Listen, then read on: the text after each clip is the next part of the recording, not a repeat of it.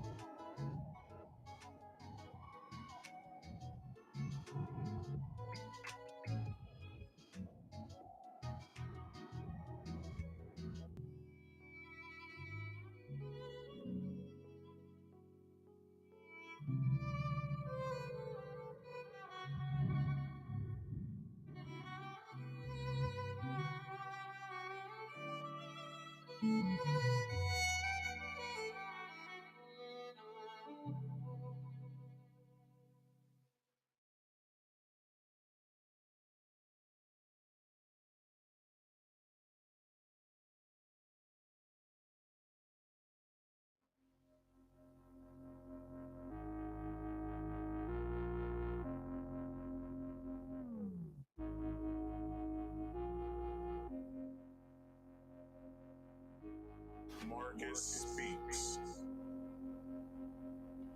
What's up, everybody? Welcome to another Marcus Speaks live podcast, the very podcast that gives you trending topics and other random things to talk about. I'm happy to be here tonight. I got a great show lined up for you guys tonight. With that being said, let's get to the promotions and then let's get into the topics. All right. Now, if you could, please like this video, share this video, comment in the live chat, as well as subscribe if you haven't already done so, as well as hit that bell icon also so you can get all my notifications once I go live. All right. So once you did that, once you subscribe to this here channel, the only thing I ask you to do, either you can do it now or after the podcast, go to the description box and hit the Rumble link that's in the description. When you do that, if you haven't already downloaded Rumble, it will have you download Rumble. once you download the Rumble, come back to this here channel or any of my videos within the past, I believe, I don't know, year or so. Do that. Hit the Rumble link. Follow me on Rumble. I believe my next 15 subscribers will allow me to go live on Rumble. I haven't checked lately. I could be able to do it now, but I have no idea. So please do me that favor and follow me on Rumble. All right. Every Friday I do this here podcast, Marcus Speaks Live. You can catch that at 8 p.m. Eastern Standard Time. You can always wait in the waiting room as I get ready. But if you want to show up a little bit after, you can, because usually I do a small banter portion. Usually takes up to maybe 20 minutes to 30 minutes, sometimes an hour. Sorry. Anyway, Saturdays, like tomorrow, I will be doing Marcus Speaks Play, where I get to play all of my favorite games and certain select few new releases. Tomorrow, I will be starting Spider-Man 2. I didn't get to finish Assassin's Creed like I wanted to because I was busy as hell yesterday. I was getting the remaining portions of this podcast done, as well as getting other videos ready for Marcus Speaks Play. So Monday, I will be finishing Assassin's Creed Mirage, as well as we will be diving into Tuesday, Super Mario Wonder. All right. So if you have kids, please sit with them as I play that. Probably only be maybe like, I don't know, I'll probably do the first 2 worlds maybe. Depending on however many worlds there are, I'll then determine how many I'll do within a sitting, and then after that, we're on to the next one. But I will only be doing that next week because next week is my last week of vacation. So I'll be going back to work and it'll be back to regular scheduled programming. But please tune in tomorrow as well as tonight if you're already here. Tomorrow at 2:30 p.m. Eastern Standard Time, I will be streaming. So please come through, have fun. If you don't have the game, this will make you think if you want the game or not. So please do me that favor and come and tune in and chill. If you want to come up here and talk to me, you can. This is running a little over. If you want to come and talk to me, you can. I will tell you when I have the phone ready. But if you want to hit me up with the link, you can. The link is already pinned there. I have to get the number up, but I'll let you guys know when you guys can call in. So, you can hit the link, or you can call in with the call number at 302-283-9791. I repeat, 302-283-9791. Please call in. Please hit the link if you want to come talk to me, and we can get things cracking, all right? If you want to argue, debate, just tell me something that I didn't cover or whatever. Tell the audience, whatever. Do what you got to do, all right? But with that comes rules, and rules have to be followed. So there's no ifs, ands, buts about it. Rule number 1 is, please, you must be on camera at all times. Once you hit that link, please hit when you go to the prompt before you come to the backstage, where as you can use the camera in the microphone, please hit both, and then please be quiet, because that is the 3rd rule, but I'll get to that. If you don't want to be on camera to the public, that's fine. Once you get back here, fill out the question that I have back here, all right? It will say in the private chat, you will be recorded during this stream due to Maryland law that I have to follow. I have to let you guys know that this is being recorded, but you should know you're on YouTube. You're already being recorded. Then it asks you, would you like to be on camera when entering the show? Yes or no? Let me know with your name so I can further accommodate you. And just leave your name and answer, and I can serve your request. All right. And rule number 3, please, if you could, mute all background noise, turn anything off that you have on, or go to a secluded, quiet spot in your house so we can talk. Got some hair, because I'm trying to run at least a semi-professional show here, I would at least think that you guys give a damn about me. So with that being said, the only last thing that I have is, if you could like this video, hit the thumbs up, smash the like button.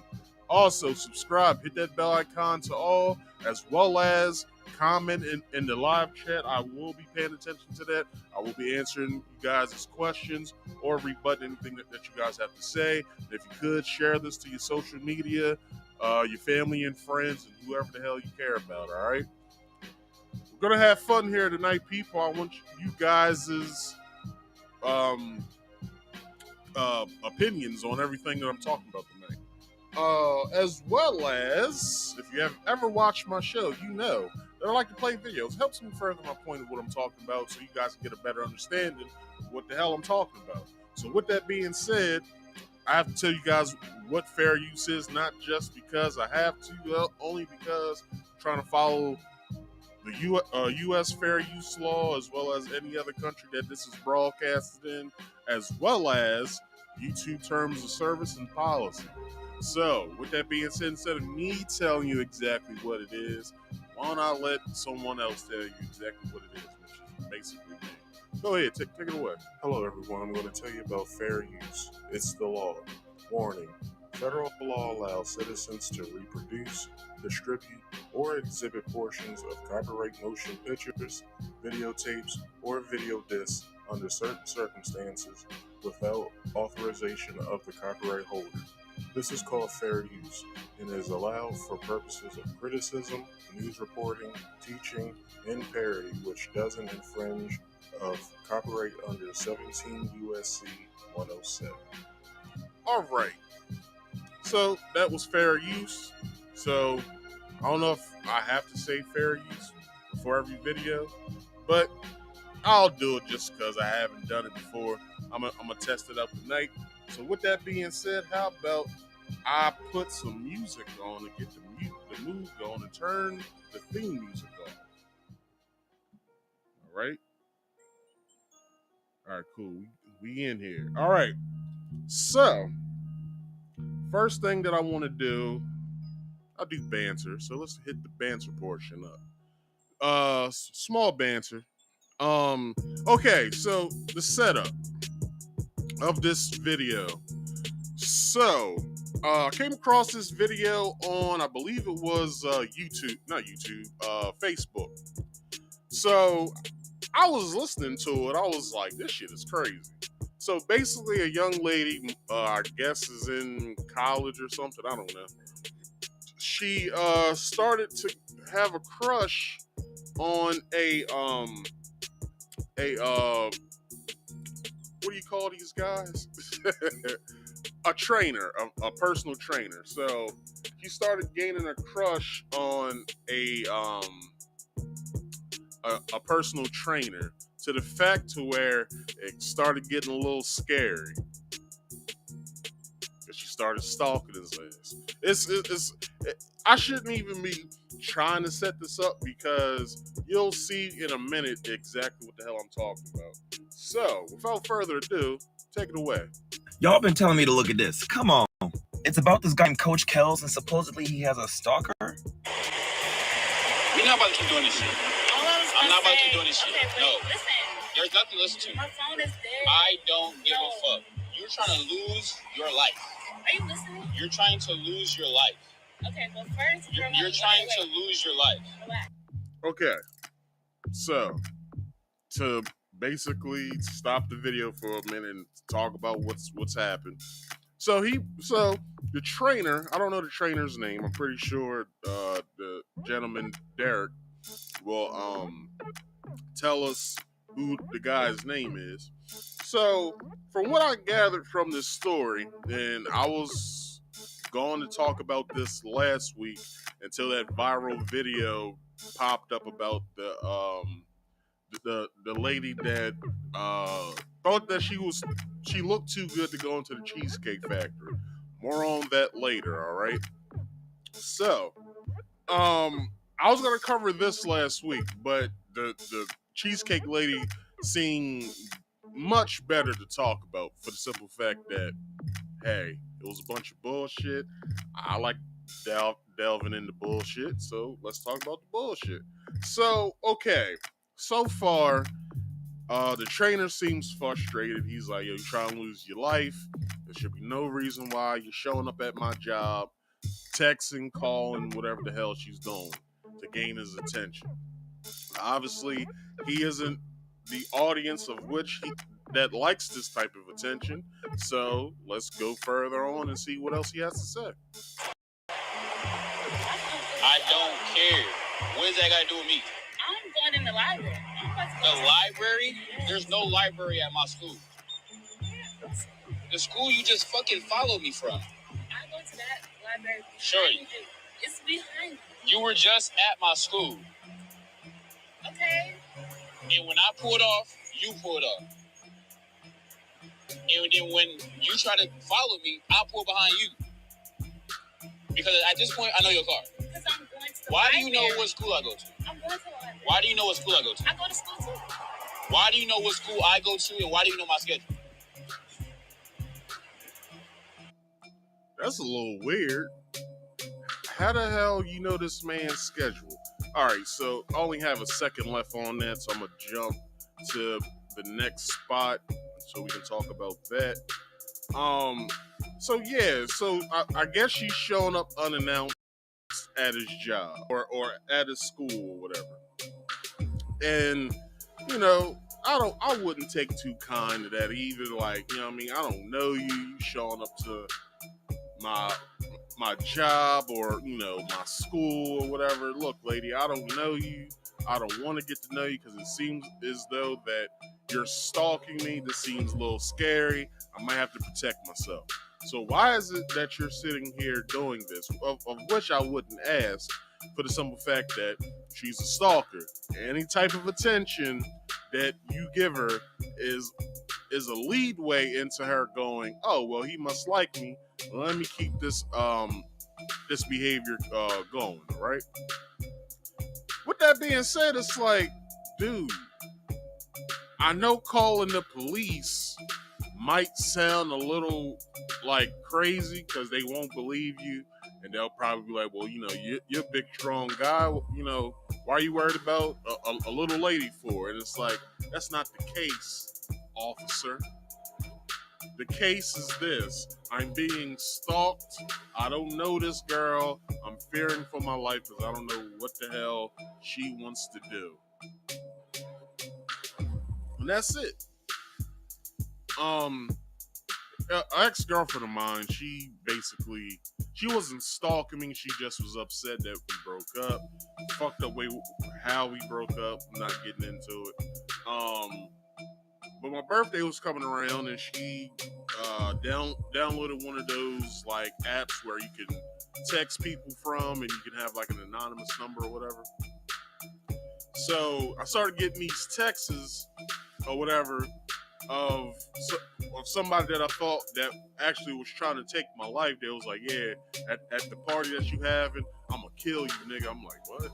Like, who is this? Like, I was like, who the fuck is this? And they was like, yeah, nigga, you gonna die on your birthday or whatever. Happy birthday, nigga. I'm like, all right, whatever. I guess I'll see you at the party.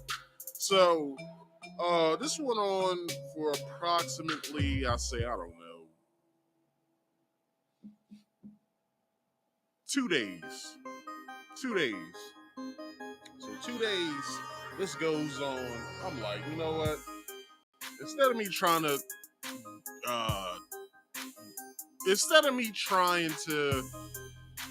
handle this myself, because I know what I'll do, let me just take this to the police, right? Took it to the police. Police basically told me, how long has this person been texting me? I said, since 2 nights ago. He said, okay, well, do yourself a favor, don't respond anymore. They text you again, of which a text message went through on the person's side, my ex-girlfriend, and she sent me a text, and she basically was going off on the same shit, right? So, cops saw it. He said, okay, I have evidence now. So, do us a favor. Type please stop texting me, please. And he said, send that. Don't say anything else. He said, because after that, after you send that and you don't send any more texts, you now can have an harassment case. So I said, all right, cool. So I text that, didn't think about it anymore. My birthday party comes around. I think I was turning like 27 or something like that. 26, 27 or something like that. And lo and behold, the person never came. I found out later on when me and my ex got cool again. She said, hey, I want to say I'm sorry for texting you from a different number, saying that I was gonna basically threaten your life. I said, oh, that was you. She said, yeah, I was upset. I was mad that we broke up, so I said all that bullshit, so whatever. Plus, you were seeing somebody else. I didn't like that. I said, all right, well, whatever. Anyway, so what this guy needs to do, if he hasn't already done it, he needs to go ahead and get some sort of restraining order. I know it sounds like you shouldn't have to go through all that. No. You'll see further in this video this girl wilding the fuck out and other things that she does. So let's continue with the video. Now, guys, I found another clip of what she did right after this. Oh my God, look.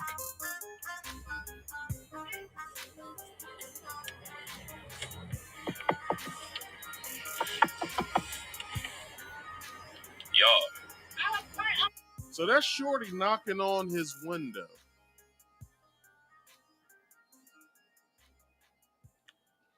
Shorty's knocking on his window as if shit is sweet. Like, I don't understand. Excuse me. I don't understand the gall that she has to do this. She's literally stalking this guy. Like, if he goes to the store, there she is. If he goes to work, there she is. If he goes to school, she's waiting for him in the parking lot. He really needs to put some sort of restraining order on this young lady because, dude, this could turn deadly on your side. Like, this girl could literally take your life because she has no regard for her own.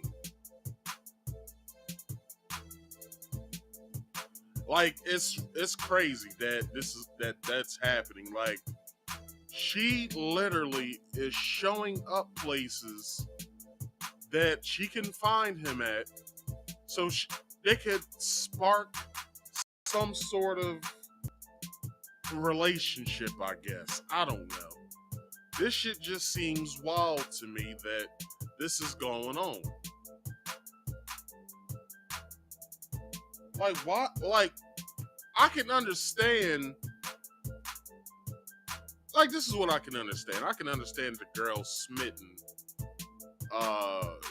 to this young guy. I don't know how old he is, but he looks younger than me. So, you know, he's not a bad looking guy. I can say that I'm old enough now where I can say shit without having it sound, you know, gay.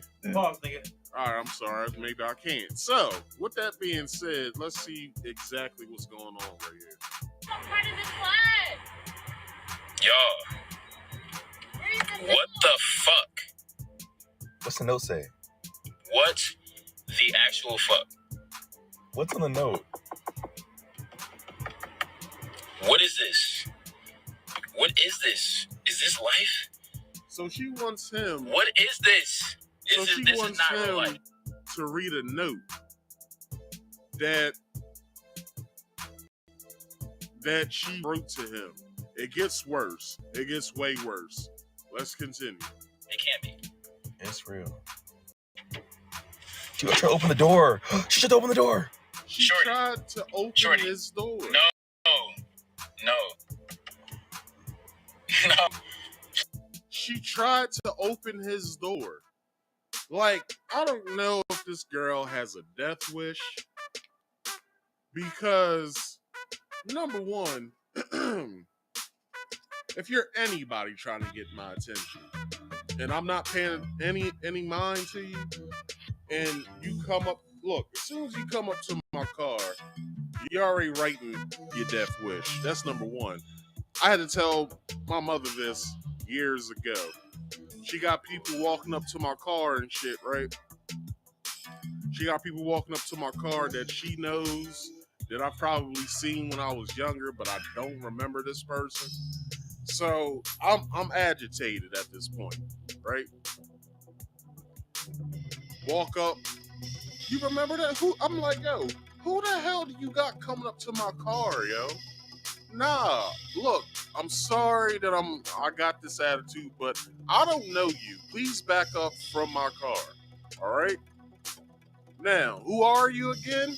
How long has it been since I seen you? Oh, well, okay, cool. That's fine. Stay right there. Mom, get in the car. Like, I don't have time for this. Just like he ain't got time for this. He ain't got time for this. Like, you sitting here knocking on my window, trying to gain my attention. Obviously, I don't want to talk to you. Like, it should make perfect sense at this point for her. I don't want to talk to you. I don't want to talk to you at all. Please leave me the fuck alone. Please, leave me the fuck alone. So, she doesn't get the hint. So, this is exactly what happened. Please. Look at her peeping. Bro, what the actual fuck? This is crazy. Oh God. Are you reading it? I'm not reading it. Go back to your car. Shorty. He know you. Who the fuck is he? No, God know you. Did you just say God? God. Who's God? God knows you, boy. You ain't listening to me. My dogs are gonna run away. Listen. Yes, Trav. Yes, it is. Trav, yes. Now, that was probably his homeboy. Like, yo, is that the same chick you've been telling us about? Yes, nigga. This is her. This is her in the flesh. She got her dogs with her and shit. Like, come on, yo. Like, save me. Like I will have to hit one of my homeboys up. Be like, nigga, save me right now. Dog, I can't leave the house. My girl tripping. Nigga, would you rather have an argument with her or me not speak to you again? Nigga, come and save me. Now, I already know the answer to that question. Like, I'd rather not speak to you again than to hear my wife's mouth. I understand any of my friends who's watching. I understand that, but if I call y'all, any of y'all, and I'm in dire need of someone saving me, I suggest y'all get the fuck off y'all's asses and come to my location. All right? Now, we haven't finished the rest of this because the shit gets even better. Let's go into it. Trav, yes, it is. She's eating a sucker. She's just vibing. That's another thing. He pulling off. He pulls This off. This is crazy. This is blasphemy. All right. So, let's get to the next section of this. 454. I hope I can get 454. All right, here we go. Okay. So, this is where it gets good. Y'all ready? Y'all ain't ready for none of this. But I caution y'all. This is what a stalker will do to get the attention of the person that they're stalking. Here we go. Guys, he goes home and gives us a story time about what the heck is happening. Alright, so them videos is, if you've been following me for a minute, you've seen those videos probably that went viral, but I deleted them because her people that asked me to delete it for her safety, and they said they would take care of it. So I'm like, all right, cool, deleted it. It's now about to be October, and nothing has been done. This girl, I've only seen her since the last time, I think twice, but she calls me like every single night from like a block. I blocked her number, but she like star 67s me like every night at like 2 or 3 o'clock in the morning. And I just put my phone on Do Not Disturb. Haven't really been paying too much mind. But fast forward to today. All right. So fast forward till today, right? This is what happens.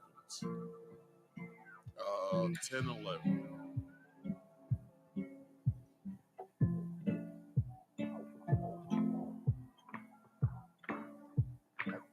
I don't know why there's such a big jump. Hold on.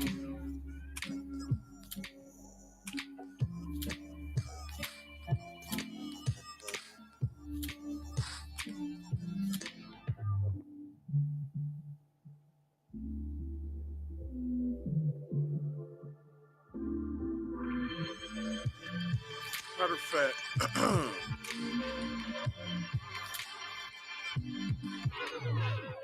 hold on. Is this it? I found you off IG, Coach Kels. She said address. She asked for the address. Her name is Aja. I just moved to Houston as a college student. I found you off IG, Coach Kels. I want you to be my gym crush. I need a trainer at my apartment, 424. Tell him everything. Also, share Aja's membership at Law Fitness Gym. Why is she talking in fucking first person and second person? Or is it third person? I don't know. She's hitting a lot of them, bro. She's in third person. Okay, so this is the note, right, that she left.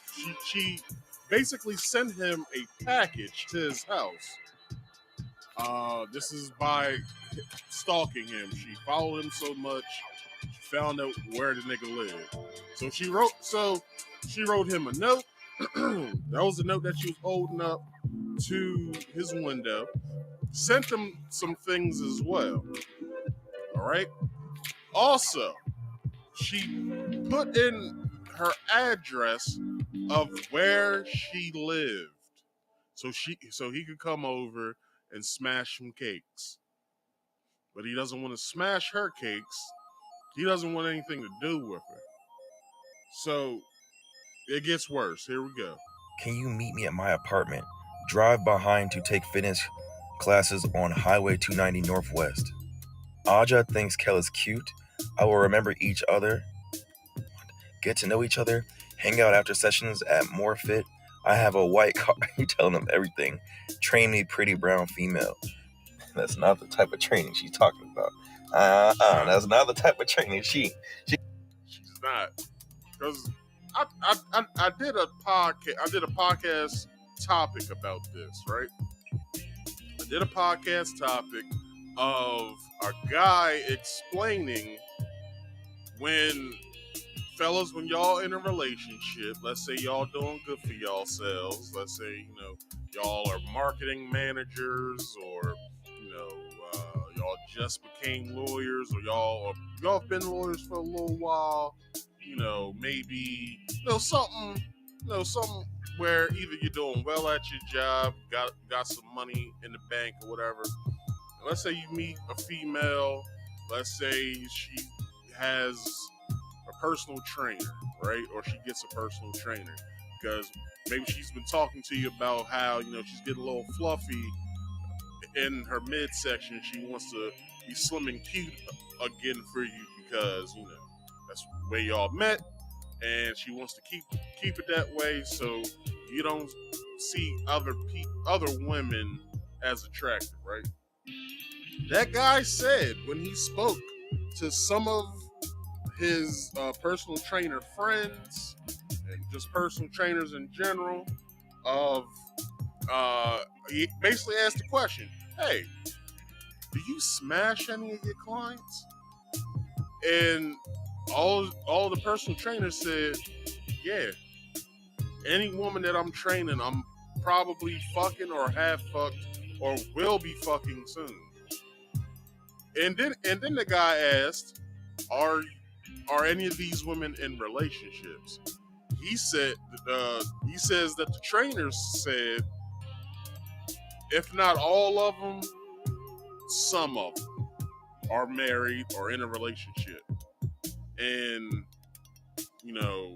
they don't care because it's a chemical in the body called oxytocin, of which when somebody like a personal trainer, when the woman is being trained, I'm pretty sure this happens with men too. You start becoming attracted to the person that's helping, right?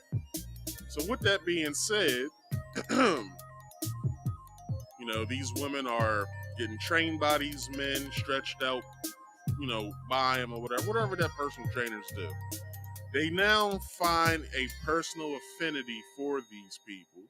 So with that being said, they have the affinity for them.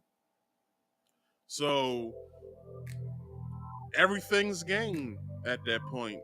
I'm guessing for the ladies, everything's game. Hey, why don't you come to my house?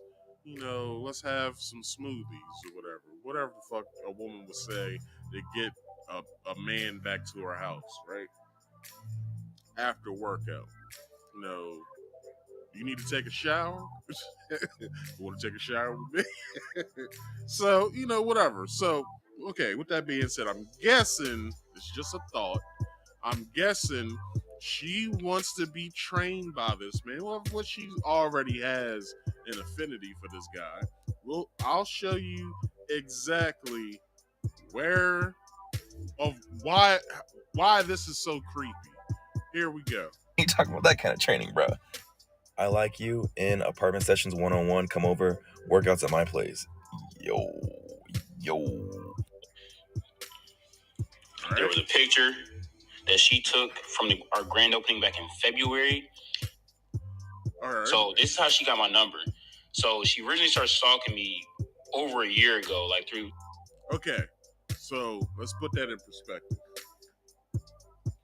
She came to his grand opening, to his gym or whatever that they do, CrossFit or whatever.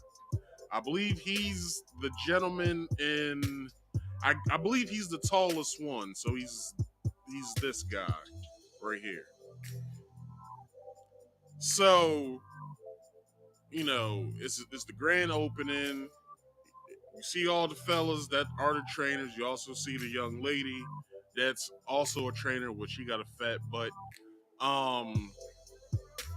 And this is where she got his number. So I'm guessing they had like an open house with the grand opening. Like, hey, if you want to schedule to be trained by any of our trainers, please pick a trainer, and then blah, blah, blah, blah, right? So I guess she found him to be attractive, set up an appointment with him. I guess from that appointment, shit started getting weird where she started texting this guy. Hey, I like for you to work me out and do all kinds of things to me, whatever she was saying. He didn't see it that way. He wanted to be business only, and she basically did this. Instagram, but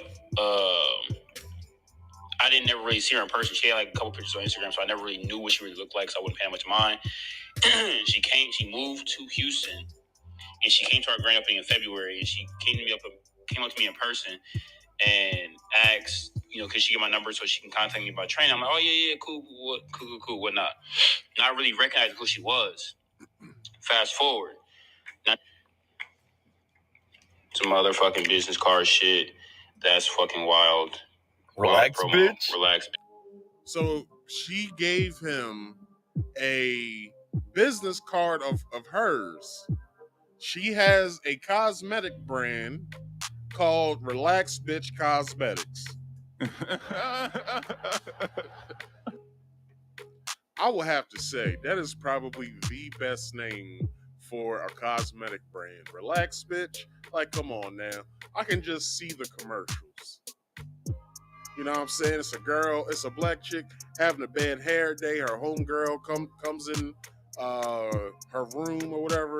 Like, girl, what's wrong? I'm having a bad hair day. Well, girl, I got the solution. And you need to relax, bitch. And the girl, you know, she's like, what the fuck you say to me, girl? No, chill out. Try Relax Bitch Cosmetics. Like, I can see the commercial, all right? So, Aja, if you're watching this, please let me be the person that does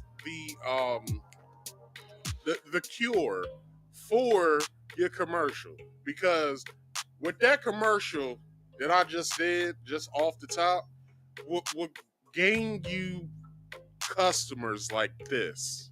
Like, I swear to you. Let me do the commercial. Let me direct it. I'm pretty sure your sales will go up. I'm pretty sure that they will. But she ain't paying me for this. But ladies, go to Relax Bitch Cosmetics and relax, bitch. Bruh. Anyway, let's keep going. It's crazy. And then some other fucking shit. But yeah, crazy shit. That's the update. This was also near. I had to cut out the video because she broke my number on it. God told me to stalk you. But yeah, God told me to stalk you. Crazy. This has to be the craziest woman in America. You putting God in this. Like, this is... like, come on, yo. God made you do this? Are you serious? God told me to stalk you. This is crazy. It gets worse. Fucking crazy. Guys, this is her business card. I want to see if she answers, bro. Hold on, we're gonna call her. Hold on. This dude, Derek right here, he calls her. She doesn't pick up, but he calls her, right?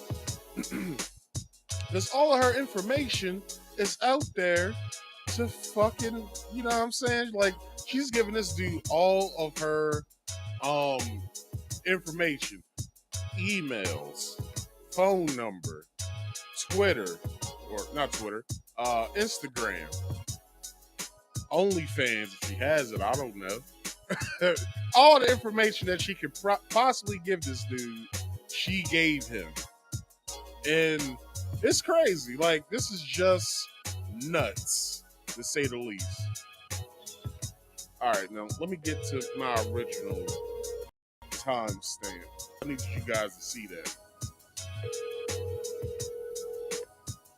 Then she was just like, click, hung up. And I was like, what the fuck? But she actually answered. That was, guys, I was not expecting her to answer, though.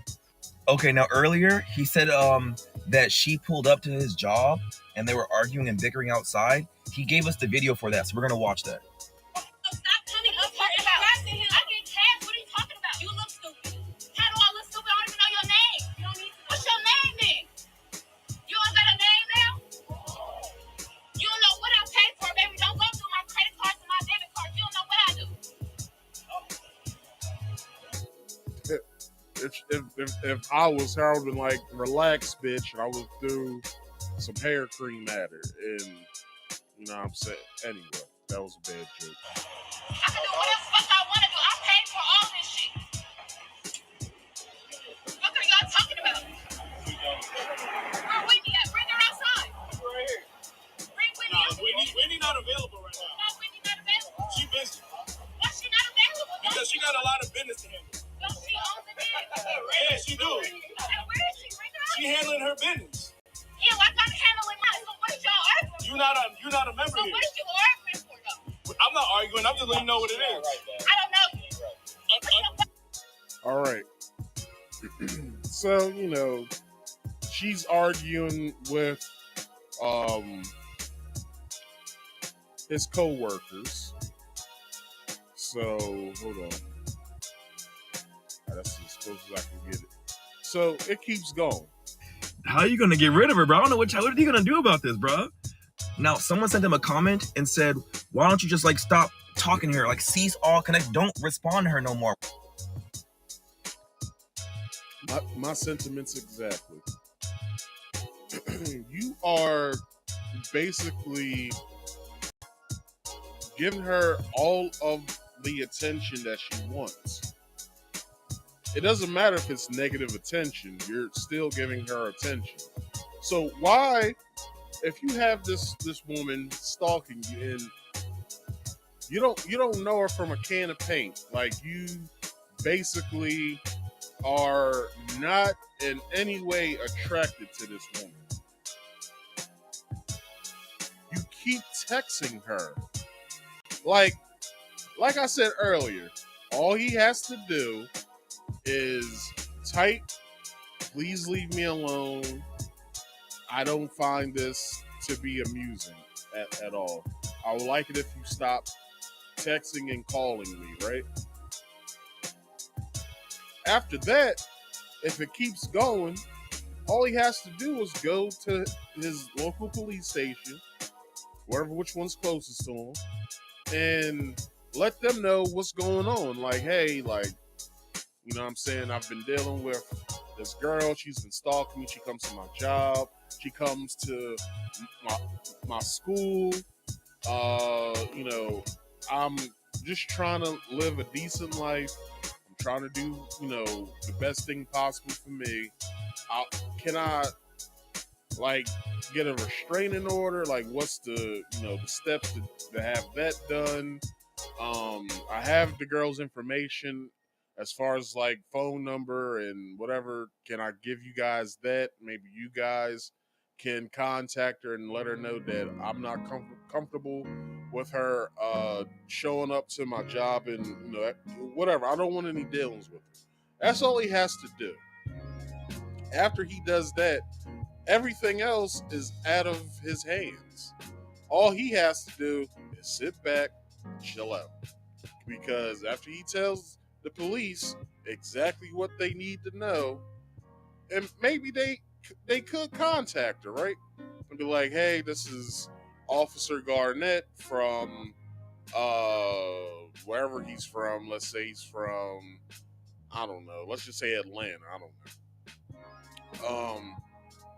I'm part of Atlanta PD. I don't know homeboy's name. Let's just call him Khalil. Khalil came to the barracks today, and he showed me some of the messages you've been sending him. He seemed a little distraught about it. I would like it if you would stop texting him, because the next step he wants to take is give you or file for a restraining order, and maybe anything else after that. That's all that has to happen to have this stop happen. But the way that shit is going, it doesn't look like she's stopping anytime soon. So with that being said, he has no other choice other than what I just said, or he might have to get into gunplay. I'm just saying. I'm not saying he should, but he might have to get into gunplay. Like, it's out of his hands at this point. Anyway. Why do you keep responding to her? Then he posts his Instagram messages with her.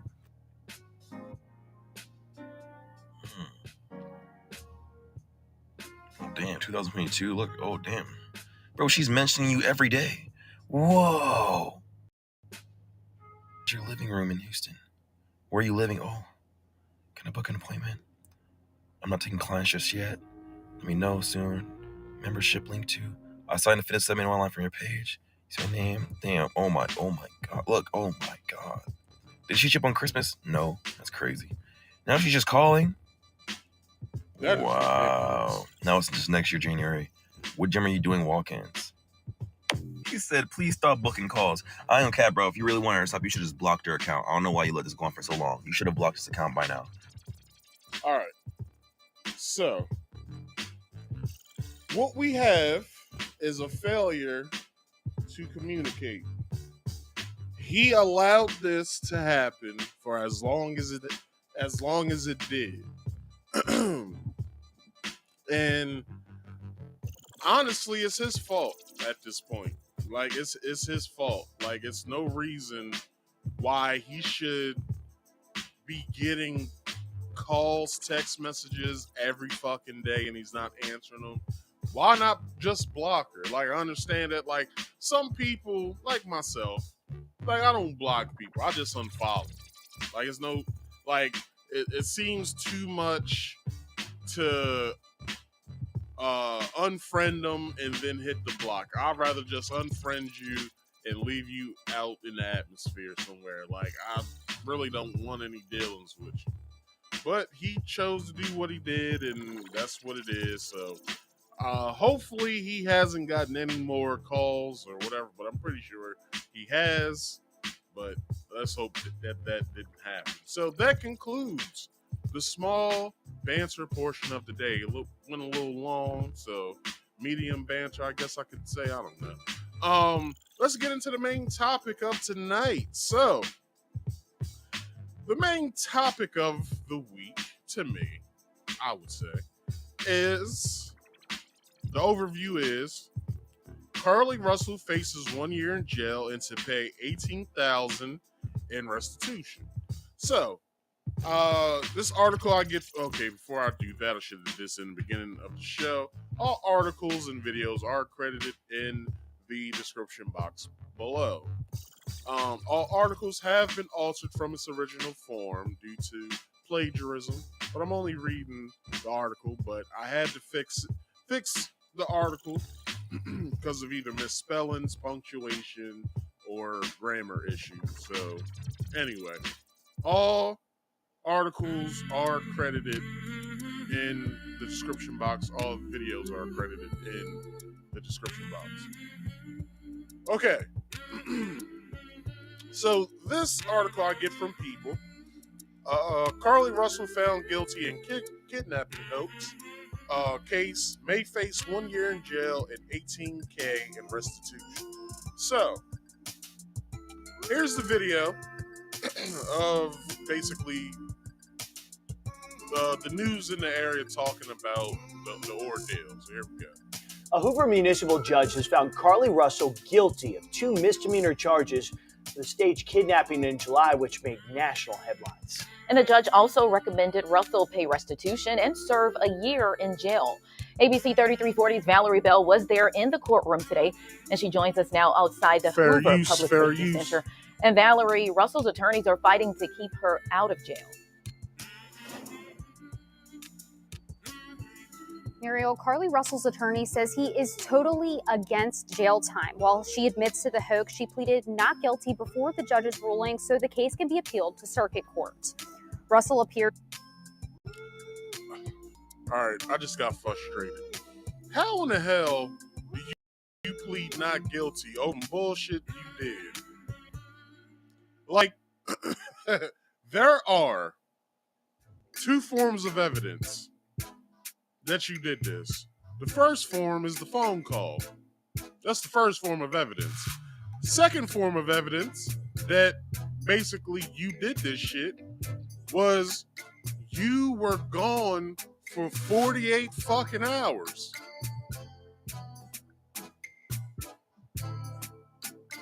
People thought you actually got kidnapped, but everyone found out later on that it was a damn hoax. And she pleads not guilty. Are you fucking high? You must be really, like, excuse me. Carlee is a very pretty girl. But with some pretty women, they normally sometimes never have brains to go along with the beauty that they have. So they just wound up being dunces all the fucking time, which is very frustrating when you're a man because you see a pretty woman and then when you talk to her, you basically hear that she don't know shit. That's very fucking frustrating. I can't count how many times of many conversations I've had with females that I was physically attracted to by the eye. But as soon as I got in the conversation, I wanted to run the fuck out the door. Like, this happened to me so many times in my 20s. And thank God I'm in my 30s now. Thank God I'm in my 30s now where I don't have to deal with that bullshit. But I was a glutton for punishment back in my 20s. And I would entertain these females. Now, I probably wouldn't. I know I wouldn't. Because it's a lot of young females I work with. And it's a lot of shit I don't take from them. There's a lot of, like, old man shit going on in that room that I work in with these young girls. They'll say something crazy out their mouth, I gotta correct them. It's like, all right, look, you ain't lived as long as I did. I probably only have maybe 12, maybe 13, 14 years on you. What you're saying right now is a bunch of bullshit, like, for real. I'm only saying this because I've been your age and I've been around females your age when I was your age. There's a lot of bullshit coming out your mouth right now. I know exactly what you're going to say before you say it. You don't even have to say it. I can tell you exactly what the fuck you're going to say. But she pleads not guilty. Let's see why. Timid when she spoke inside the courtroom. Her family was seated a few rows behind her. Municipal Judge Brad Bishop also recommended Russell pay nearly $18,000 in restitution for the search which took place, something her lawyer did not disagree with. I think anything is fair when it comes to restitution with the expenses that were done. So we have to say that's fair. They have, anytime you assert restitution, it has to be proven. Emery Anthony, such a strong name for a lawyer. I forgot my lawyer's name. I believe he's a I don't know if he won or not as a district attorney where he was at. I don't know. But anyway, he had a strong name as well. Strong Jewish name at that. But yeah, they see it fair for the 18K. But I got to break down in here exactly like why it's 18K. So when we get to that part, yeah, I'll go over that. But be that as it may, how do you plead not guilty though? Like, we basically sat here for a whole weekend wondering if Carlee Russell really was kidnapped. When I talked about this the first time, I even brought up 2 movies of human trafficking.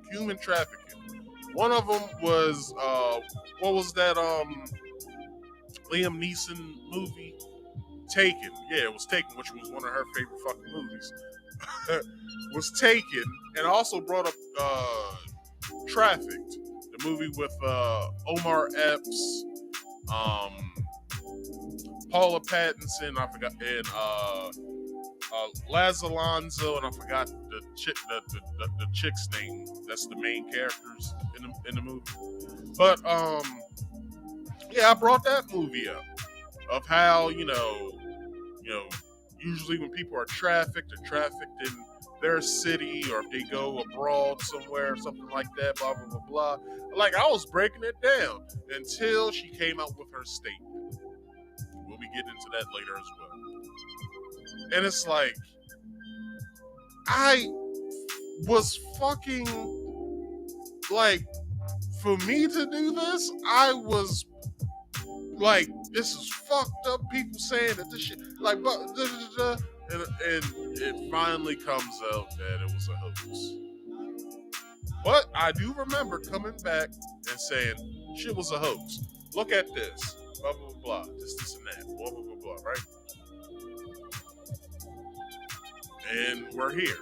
So let's see exactly what else her attorney has to say, and then let's get into the article. And set the amount $17,000 and some dollars, hours spent. I would think that would be fair. That's it.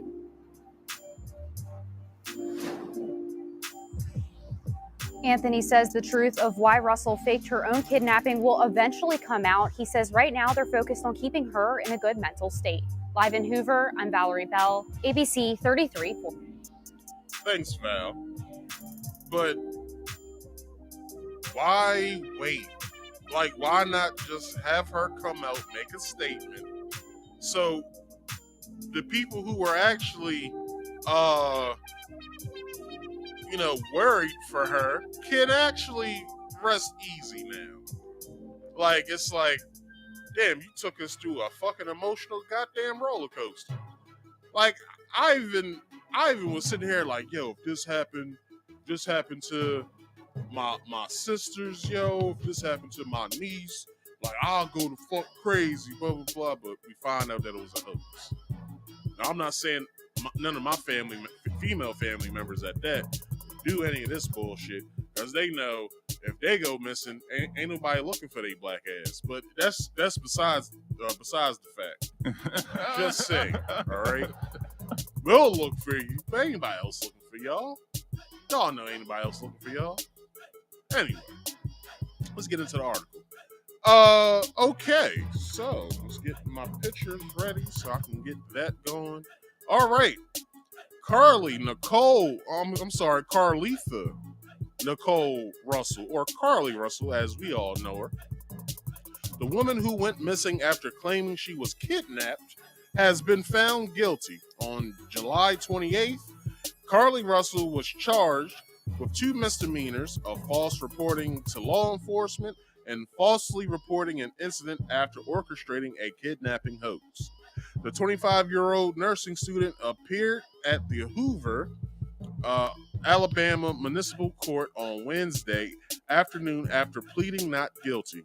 During her court appearance, Judge Thomas Brad Bishop found Russell guilty both of misdemeanor charges, NBC 15 reported.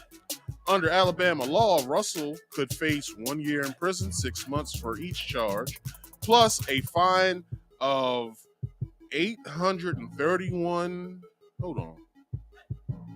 Did that get cut out of how much it was? Damn, that got cut out. Oh, I'm sorry. No, it didn't.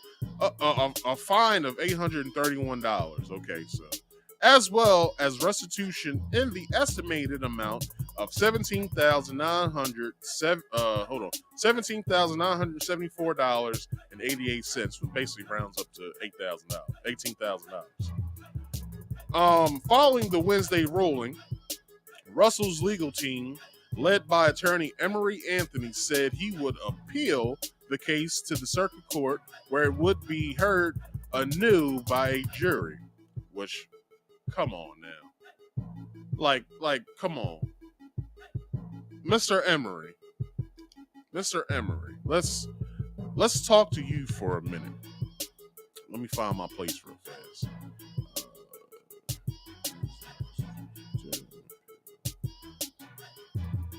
All right, so Mr. Anthony, I'm pretty sure you've been practicing law all of your adult life, so let me ask you a few questions. Number one, you would appeal this case and have her sit in front of a jury that basically knows about what happens in the Alabama area, in her county, which is I just said it. In the Hoover, Alabama area, whatever county that sits in. So you're going to basically file an appeal, go for a new case, just so she can spend more time in jail? Now, Mr. Emory, I asked you, is it too much to say that you probably already know that jury is going to make a ruling of guilty again? because they know the story to the case. Story of the case is this. She basically did a false kidnapping of which one YouTuber, which I wasn't really believing him at first, but when you see his footage of when she ran off, there was some water, I forgot what that would be called, but it was basically like where she was at, where she stopped, where she ran off to. Once you get into the woods, it was like this this four-way like cutoff for like rainwater and stuff like this. Like y'all know those cement structures that sit. I'm pretty sure y'all know what I'm talking about. If not, I have a kind of a clue of what I'm talking about. But basically, where the rainwater runs off, goes into basically, I guess, into the sewer systems and stuff like that. So she had to have hid in that area. But the thing is, the police conducted a search in those woods. So where was it that she was hiding at that where they couldn't find her? Okay. So the video also shows, of which I showed that video, of there was a gate and there was a neighborhood that was basically behind that gate. So she basically jumped the gate. She had to have met somebody and they drove off somewhere after that for her to never be seen again until she walked home that Sunday. So my thing is, Mr. Emery, talking to you still, do you think that you will get anything less than a guilty verdict again? That's my only question. Answer them any way that you want. I'm just asking those 3 questions I just asked. So let's get back to the article. On July 13th, Russell reported to 911 that she had seen a toddler walking along the side of Interstate 459. After the police responded to the emergency call, they found Russell's car on the side of the road with her abandoned phone. As a result, the department began a statewide search for the presumed missing person and offered a $60,000 reward for her return, according to AL.com. 49 hours later, Russell returned late in the evening on July 15th to her parents' home in Alabama. The Russell family then called the police after the reappearance, and the authorities arrived at the home shortly after. In the days following her reappearance, Russell's family made several statements on social media and gave a number of interviews backing up the 25-year-old's claim she had been kidnapped. However, when she asked for additional details, Russell's family couldn't explain further due to the ongoing investigation. During the investigation, I don't know how to say this officer's name, but I'm going to try. Derziris, I guess is how you would say it, said authorities were unable to verify Russell's claims and shared that Russell was engaging in strange behavior ahead of her disappearance, including unusual internet activity. This is where it gets good. Somebody just wrote me. TC Gordon, I forgot all about the liar, bro. Dang crazy. I know, right? So this was her internet search. Her internet searches included questions about whether or not you have to pay for an Amber Alert. That's strike number 1. That's where, when I read that and when I did basically the first podcast episode about this topic, when I talked about that, I said, who the hell was searched that? Do you have to pay for an Amber Alert? I said, who the hell searches shit like that? Right? Okay, so here's the other thing that she searched. So another thing she searched was this. The phrase, how to take money from a register without being caught. That's where I threw my hands. I was like, you know what? I'm fucking done. I'm done. Like, why are you typing this shit? Like, I don't know if Carlee knows, but every search that you search on Google can be retrieved by Google or authorities. That's the reason why I barely look shit up. I barely look up shit on Google that has to do with criminal activity. I go to what's that search engine I use there? Brave. I use the Brave search engine. I'm pretty sure I can be tracked there as well, but you know, shit happens. Bruh. Anyway,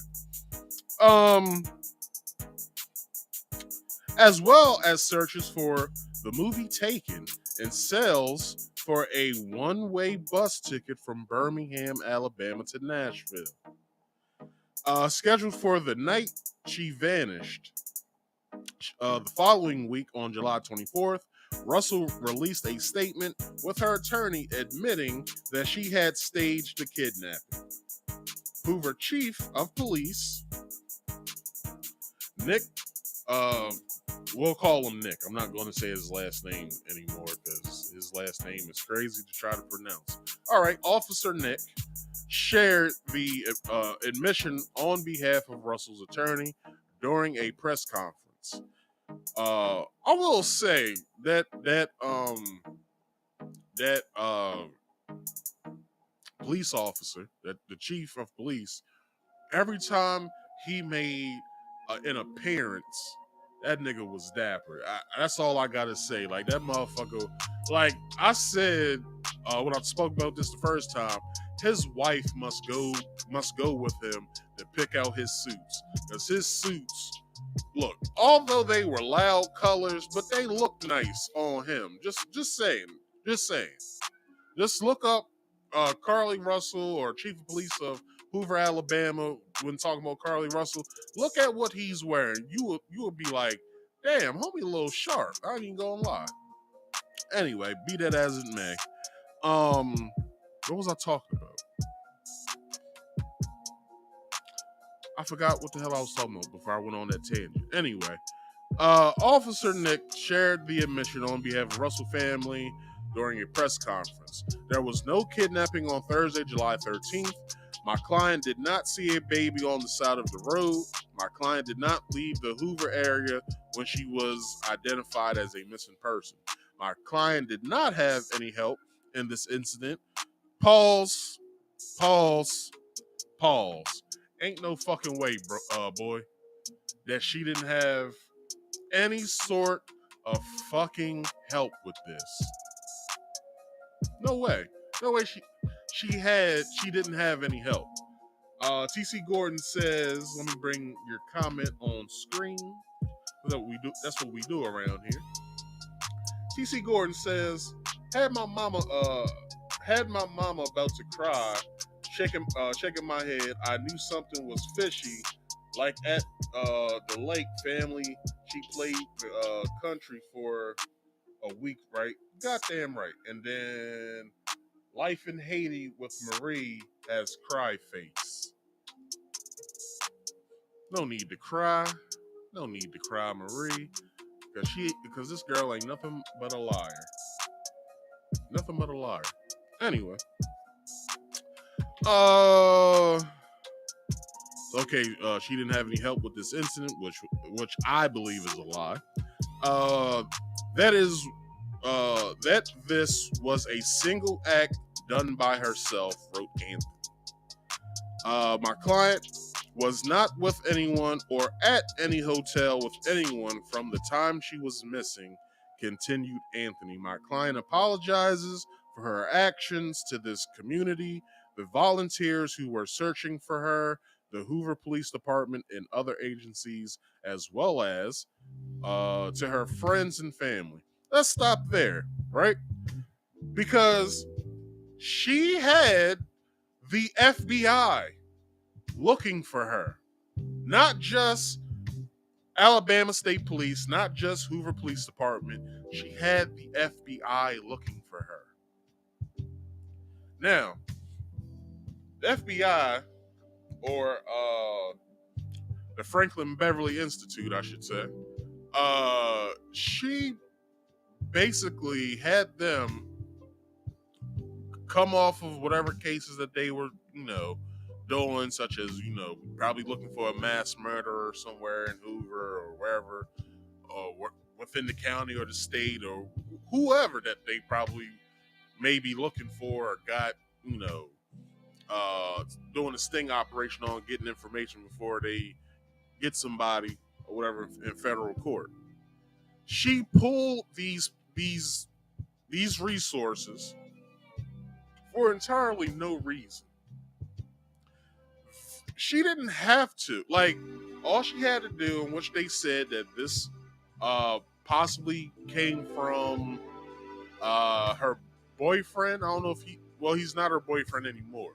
But her boyfriend at the time, I guess, was trying to make him worry about her because I guess the guy cheated on her or was at a strip club or something like that and got a number from one of the strippers. Whatever the story was, which I believe that was a hoax as well.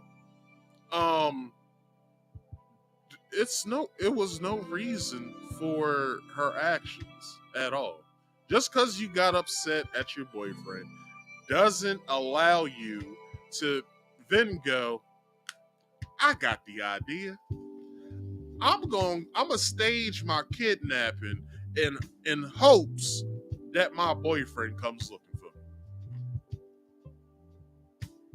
You gotta remember, her ex-boyfriend was one of the main ones on Instagram, on Facebook. Hey, my girlfriend's been kidnapped. Please, if you see her, please let me know. Blah, blah, blah, blah. She looks like this.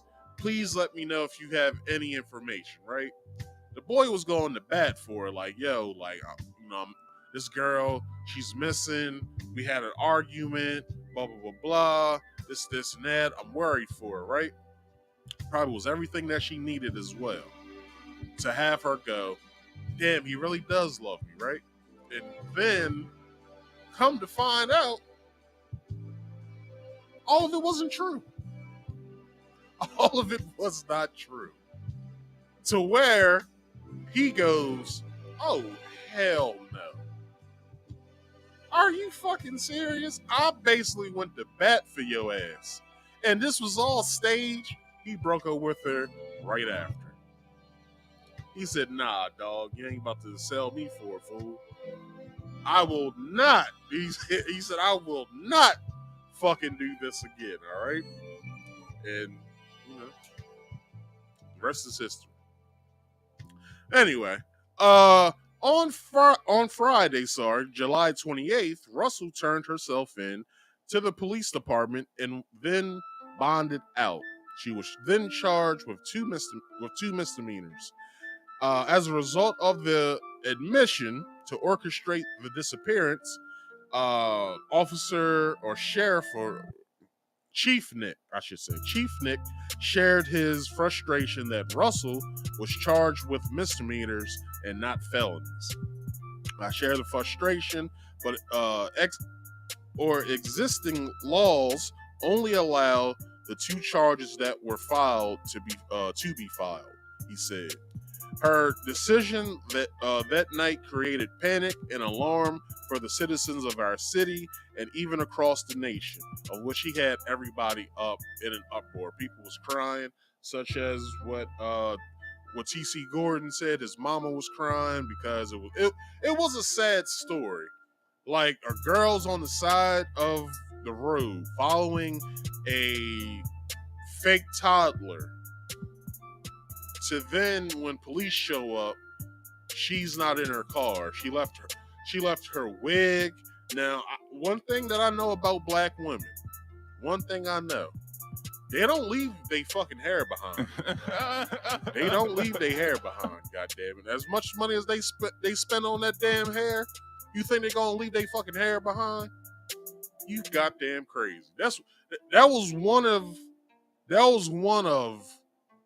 the clues that showed me, oh, this shit ain't nothing but some bullshit.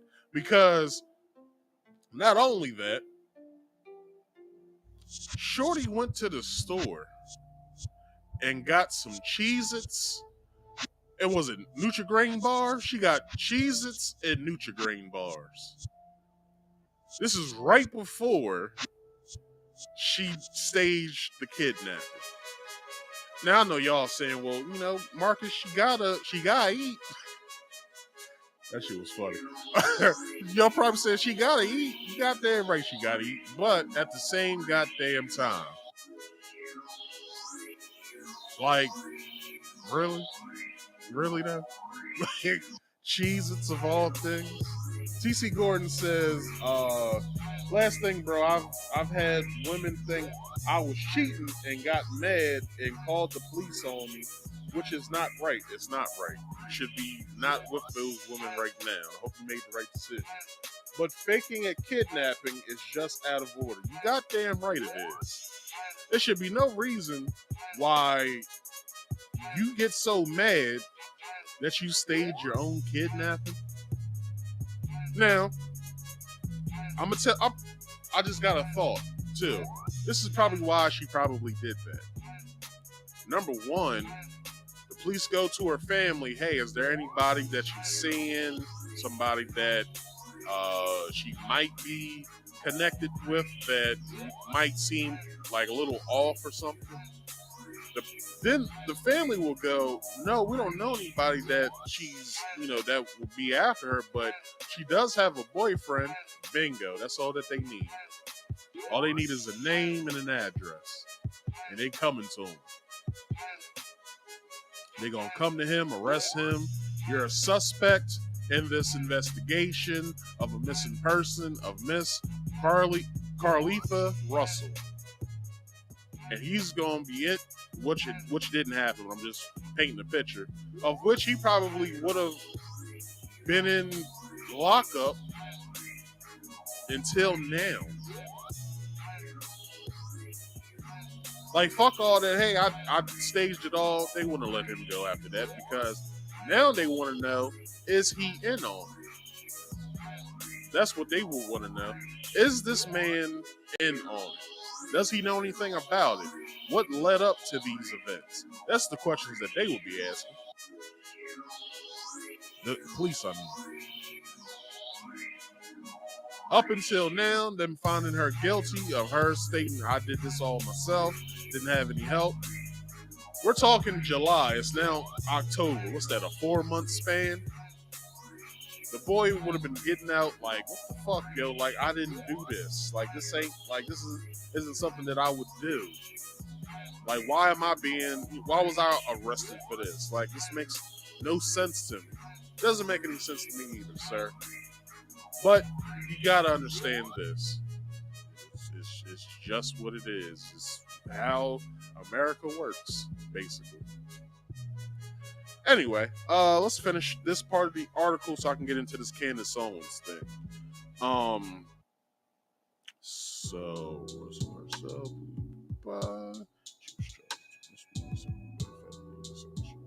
where am I at? I forgot. The story opened wounds for families The story opened wounds for families of loved ones who were really victims of kidnapping. Now I'll bring that back up in just a minute. Let me underline this real fast. Some of which even helped organize searches in hopes of finding Carlee alive, so their families wouldn't feel the pain and suffering they felt when their loved ones never returned. Now, let's talk about that. We're talking about somebody staging a serious grievance to the point to where people who has went through this very same hurt started orchestrating search parties. So much so that they're thinking of the worst. Oh my gosh. When my family member was kidnapped, when we found them, they were dead. I hope when we stage this search party, I hope that we don't find the same. That's basically what they were thinking. Now, I believe it's entirely fucking nuts for somebody to stage their own kidnapping. If you guys haven't heard the tone in my voice this whole time, like, I believe that this shit is very weird for somebody to go, you know what I'm gonna do? I'm gonna stage my own kidnapping, only for the simple fact that my boyfriend did whatever the fuck he did to me, and I don't see that as something that I want to tolerate. So I want him to feel the same way I'm feeling. So I'm gonna stage my own kidnapping. Excuse me? Like, what is he talking about? Like, nah, dog. Like, there are literally real people out here being trafficked. Like, I don't know if y'all know this, but America is probably one of the top hubs for human trafficking. I'll name the cities for you: Houston, Atlanta, Miami, Los Angeles, New York, Chicago.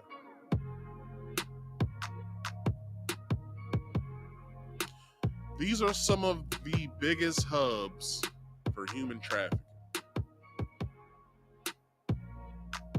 Now, I'm not saying the way that I said those cities, now I'm not saying in that order, but I am saying all those cities I named are some of the biggest hubs for human trafficking. Gotta remember, was it 2 years ago we found out that there was a human trafficking ring in Atlanta, and the main people that they were kidnapping were adult women and young girls and young boys. Those are the main three groups that they were kidnapping, of which Atlanta PD found, was it like 51 children that year? And we don't even know the numbers in Los Angeles, Houston, Chicago, Miami. New York, we don't know those numbers. But she did something so fucked up that you would think not one person that you know, or just people in general, you would think that not one person would do something as stupid as that. But we've seen one of the most stupidest people in the world do something like that.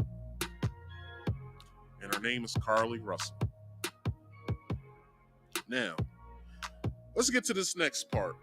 So Candace Owens, I get this article from Madame Noir, and Candace Owens basically says she'll volunteer to pay Carlee Russell's restitution for an interview. So here's Candace's explanation of why she wants to do this. So here we go.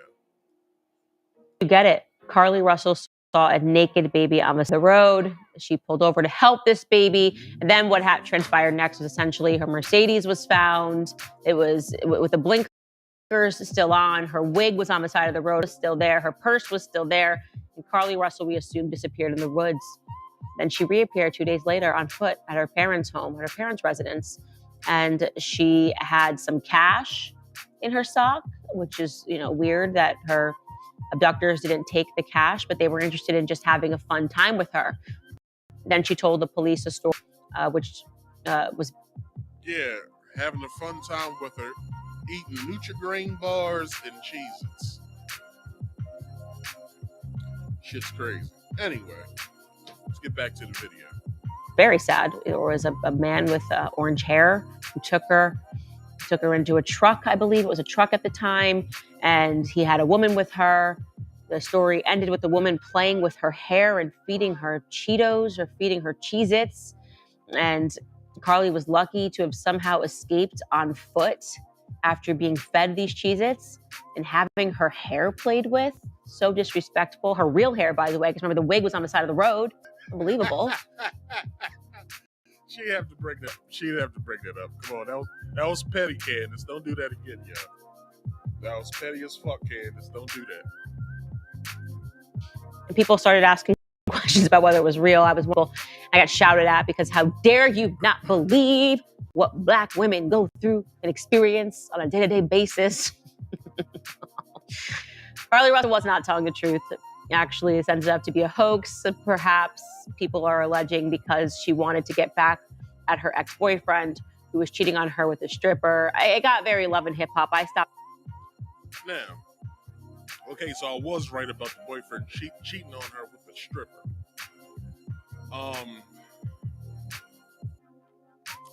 What do I have to say about that?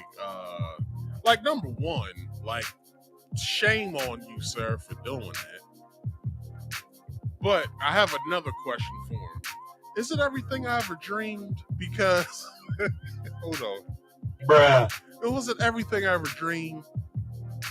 Like, did y'all do all the freaky shit that you ever imagined in that room or hotel room, wherever the fuck y'all was at? I want answers. Please let me know. Please call 302-283-9791. So I can, basically do a short interview with you to see if it was everything that you ever dreamed. Bruh. Just saying. All right, let's keep going. Following that portion, but I did not stop following and thinking about the fact that America deserves answers. Where was Carlee Russell for those 48 hours that she was missing? If she was not with a bad orange-haired man in the woods being fed Cheez-Its, where was she? We still don't know, and that's why I think about it every single day.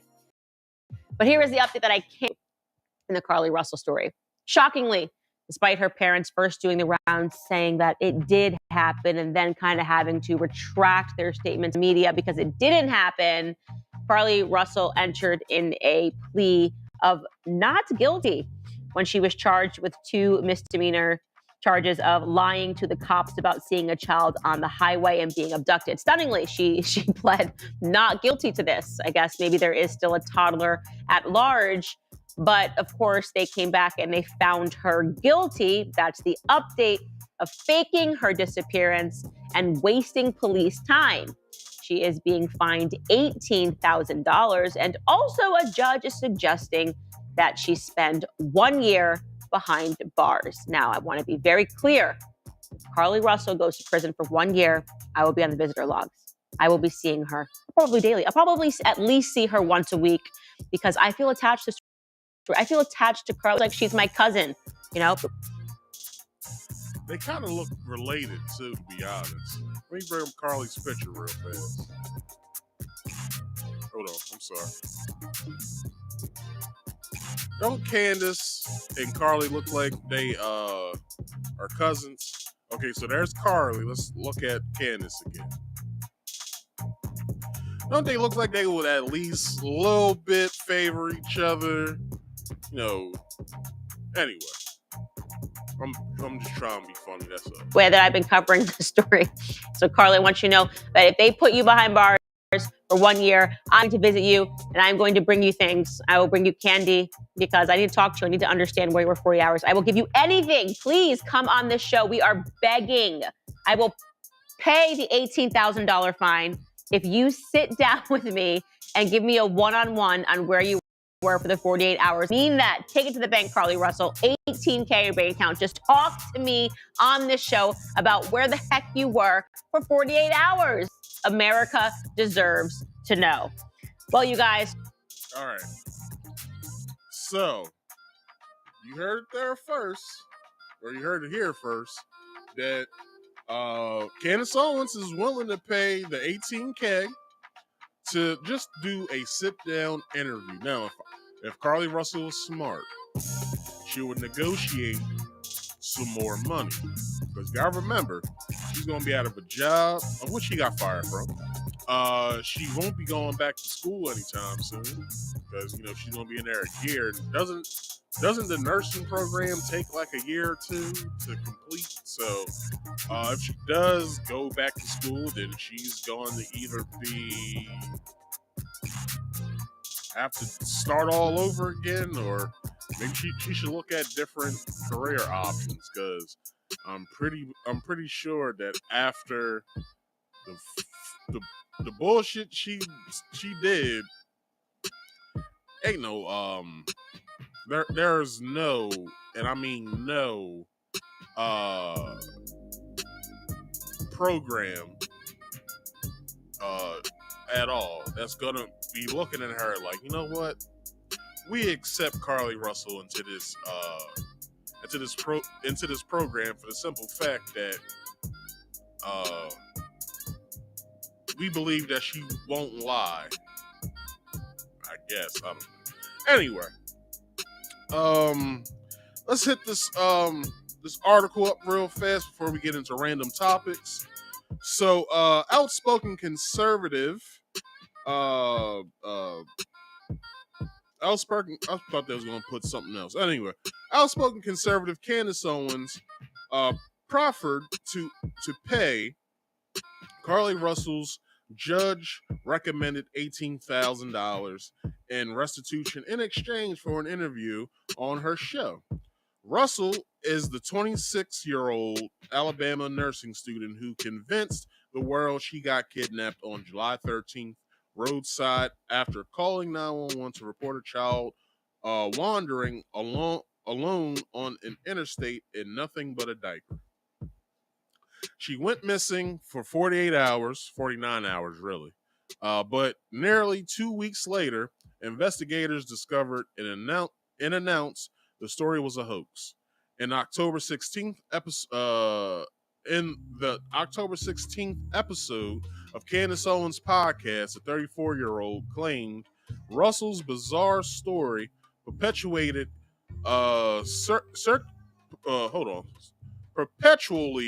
circulated in her mind since it first broke, particularly the unascertained events in the 48 hours Russell was missing. And the shameless White Lives Matter shirt wearing Republican displayed her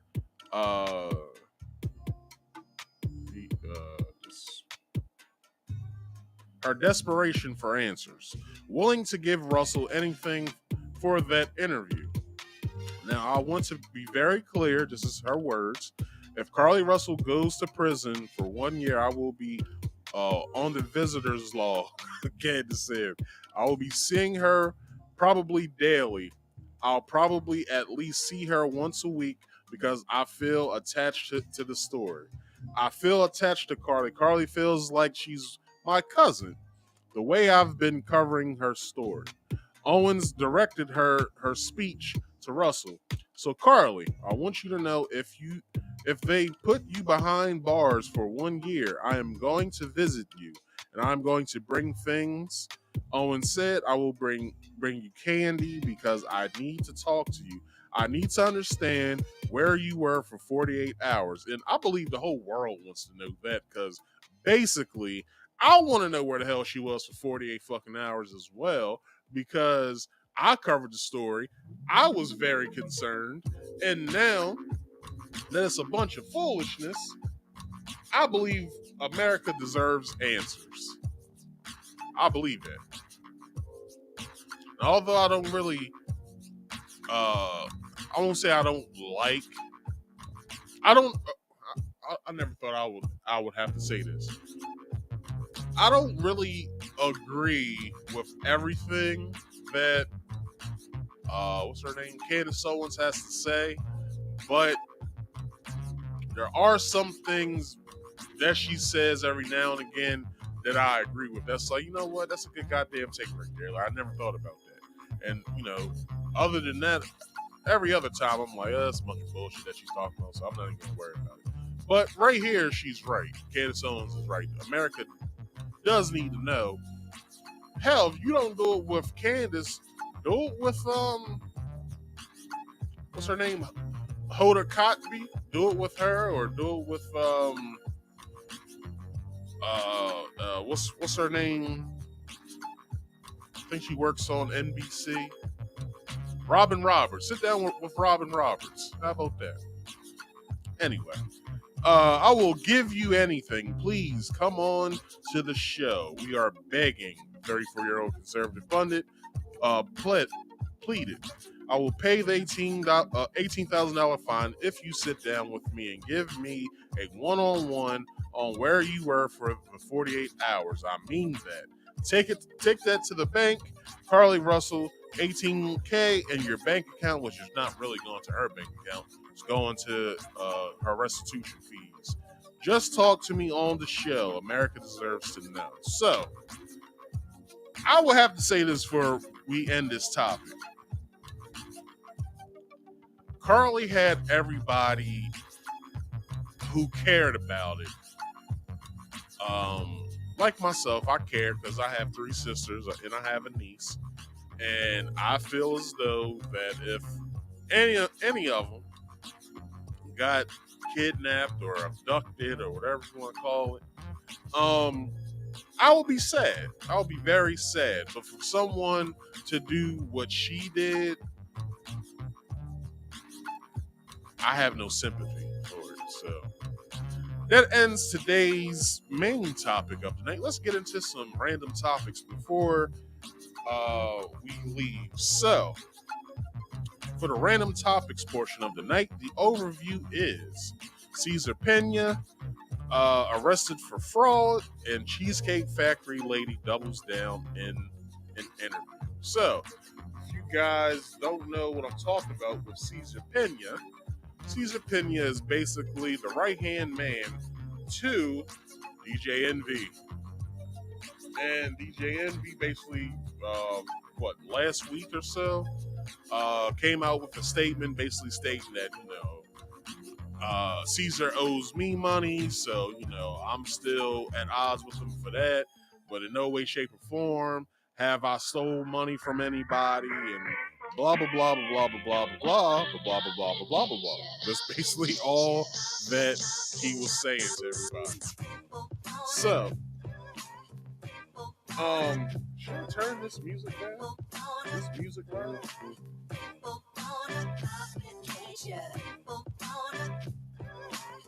Shouldn't be loud, but let me turn down this smidge.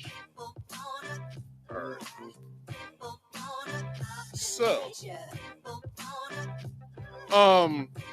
So I get this article from RSL Media. So, business partner of DJ Envy arrested for multi-million-dollar investment fraud scheme.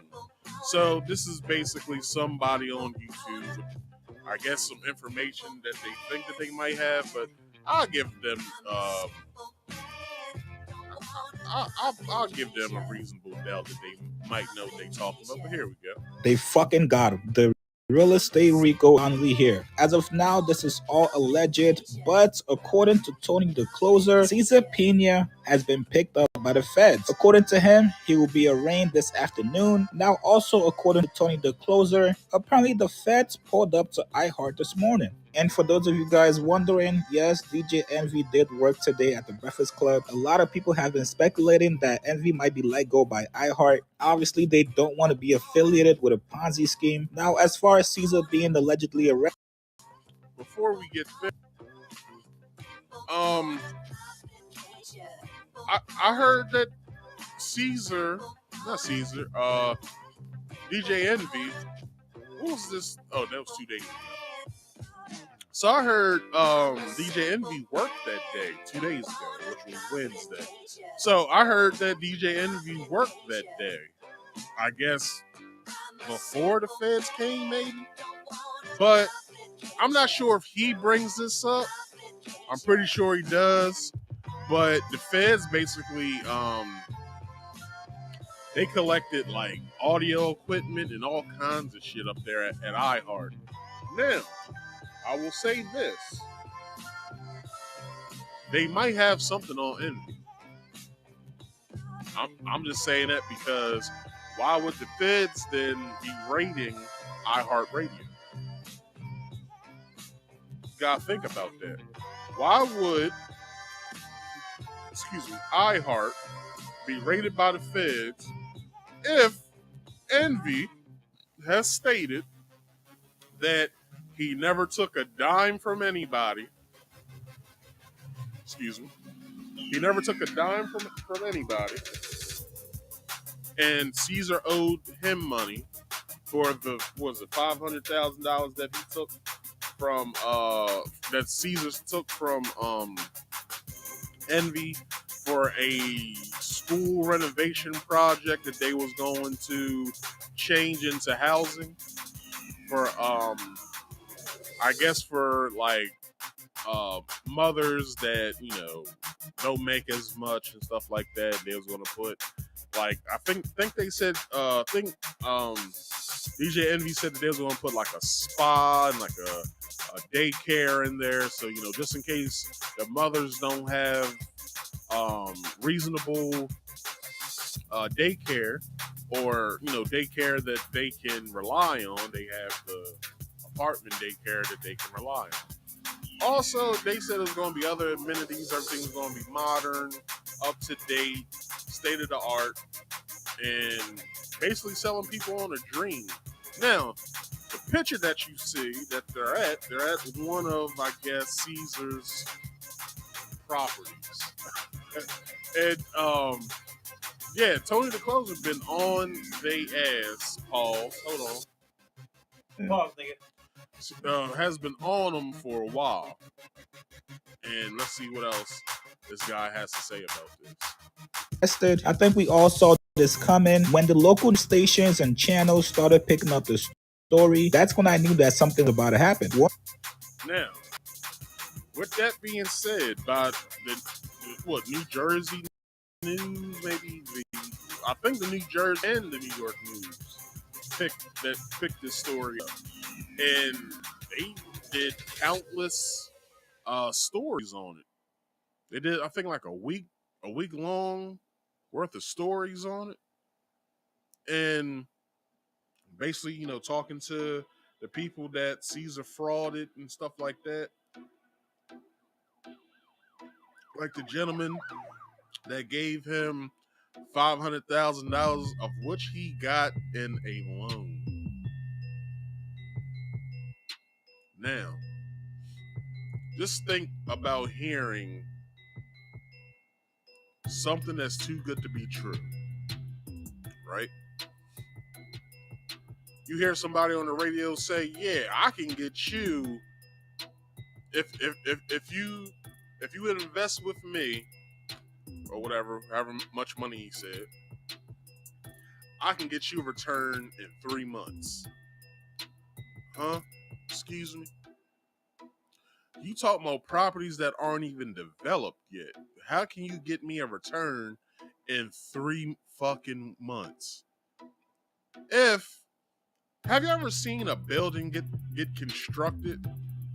It usually takes up to like 2 years for the building to be fully constructed, plumbed, the electrical systems to be up to par, gas, so you know you can have your heating and stuff. That shit takes up to like a year and a half, 2 years, or whatever. We're talking about renovations. Now, when I was in high school, between my 10th and 12th grade years, my school was being renovated. So they was doing parts of the school first.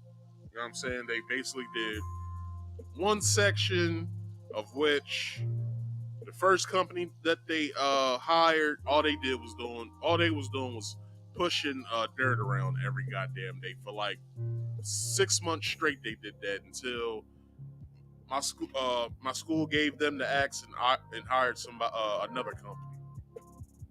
So once they hired the next company, by the time my senior year came, up till my graduation, they had just finished just putting up the walls. That's all that they had up, the walls and the roofing.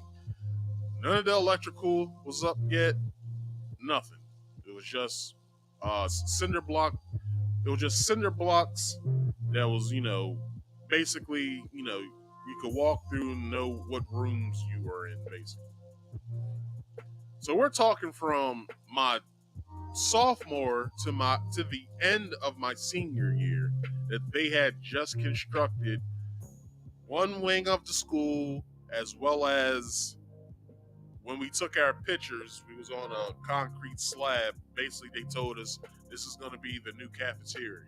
And I was the first class to be in basically the new cafeteria. And with that, the school didn't get finished until my little cousin that's a year younger than me, after she graduated. That's when the school got finished. So we're talking up to 5 years worth of renovations, right? That's basically, excuse me, I just bit my damn tongue. We're talking up to 5 years, 4 years of renovations. Now let's put this to Cesar and DJ Envy. They were buying properties with houses already on it and buildings already on it. They were just looking at basically flipping houses, basically. So you go in, you redesign or you restructure the inside of the house, and then you sell it for what you bought it for plus profit, and then whoever invested with you can get their returns or whatever. Cesar was offering people to get their returns back up between 3 months to a year. Okay, so DJ Envy then says on the radio, he called everybody that he worked with when he was at Desert Storm, right? The Desert Storm record label. He said he called everybody that was on Desert Storm. That means he called Fabulous, DJ Clue, Joe Budden, and a bunch of other motherfuckers, right? That were in, who have bought property and has probably even sold property as well. They said, don't do it. It sounds like a Ponzi scheme. Do you think DJ Envy adhered to anything that they said? Not one time did he at all took their advice. He went right in. He went right in to business with Cesar. And thus we're here. Let's keep going. Once you have multiple people saying that you scam out of millions of dollars and you're not speaking out, you're not providing any answers for these people, the feds are going to give you a low visit. I checked his Instagram page. Cesar has also deactivated his IG, which was kind of crazy to me because up until yesterday, he was still active on that page, posting on his story like nothing happened. This is not looking good for DJ Envy. I will keep you guys updated if anything else happens, but according to Tony the Closer, Cesar Piña has been arrested by the feds. So what you guys think about this, man? Push comments below. Subscribe to my channel. All right. Although he did, he got out. He paid his bond, and he got out. He's on house arrest right now, I guess, until his court date comes up. So let's read this article I got from RLS Media, and it states, in a shocking turn of events, Mr. Cesar, how do you say this? How the hell do you say his middle name? Humberto. Mr. Cesar Humberto Piña, a New Jersey real estate investor and influencer, a business partner of Power 105.1, DJ Envy. Let's get his picture up here because he's also in question. Was apprehended today on charges, or 2 days ago on charges related to a substantial Ponzi-like investment fraud, which is crazy. Hold on, let me get this next video queued up so when I get to it, I don't have to worry about my placing.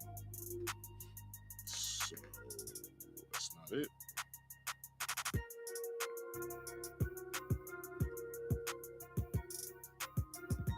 Still not it. All right, we're good.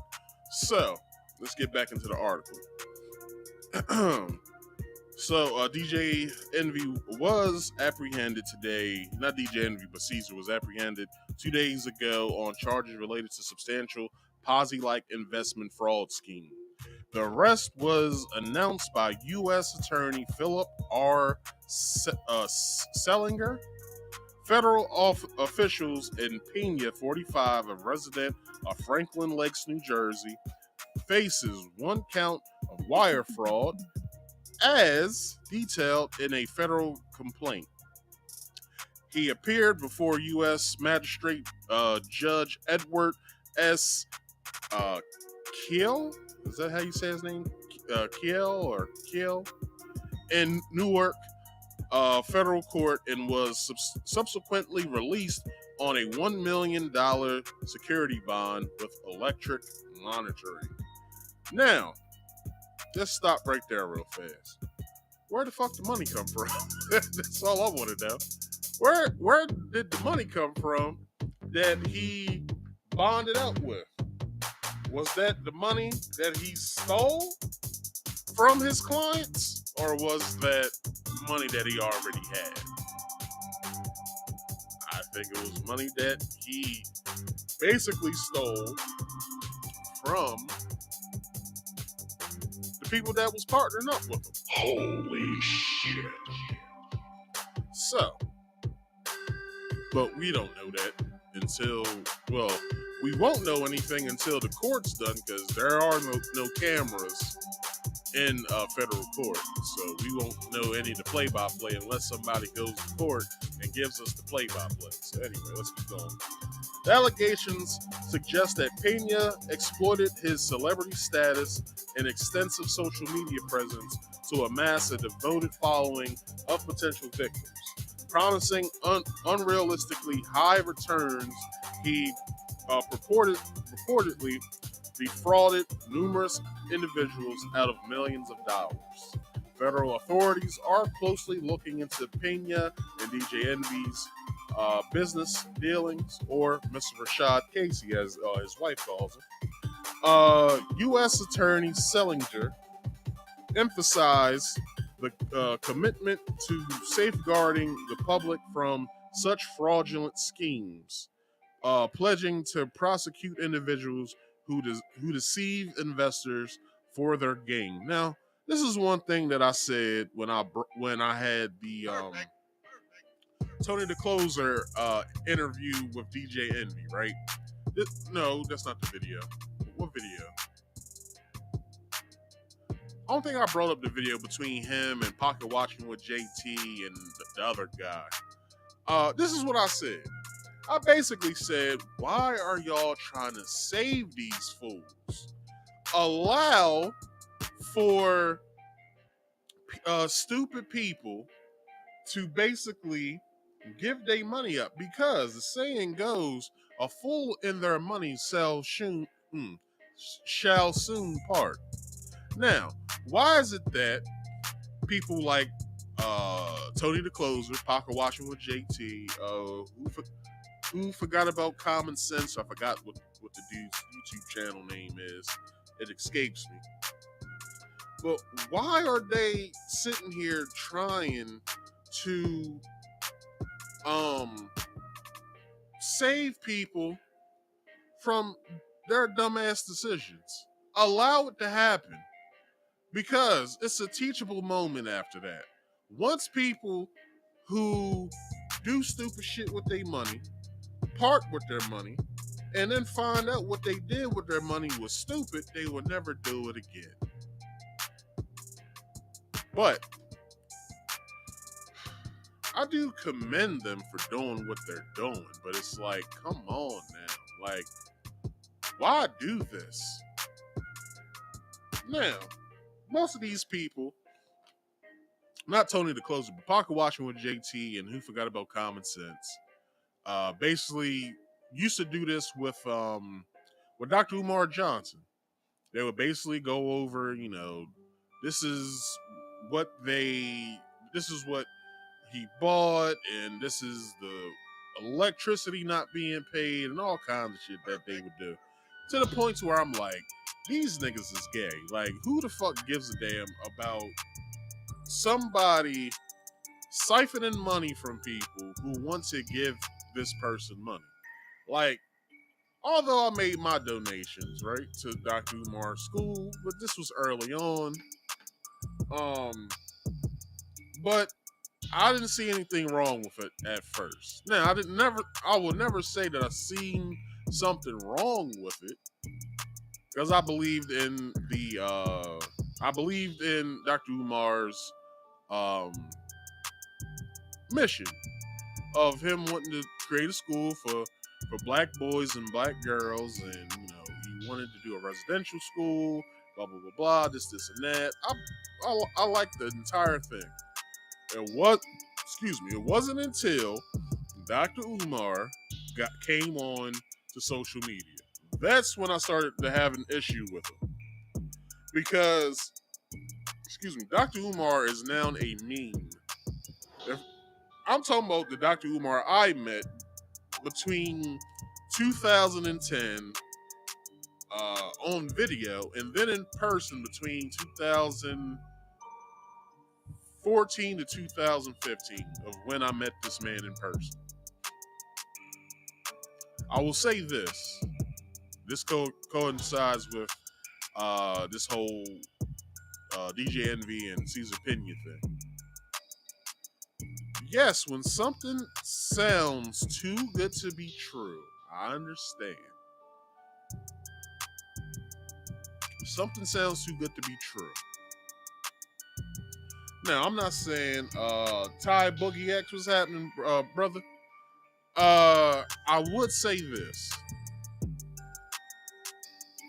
Yeah, it does sound good when you hear it. Like, yeah, a school for black kids, cool. Like, the education system that we have is bullshit. Yeah, let's do it, right?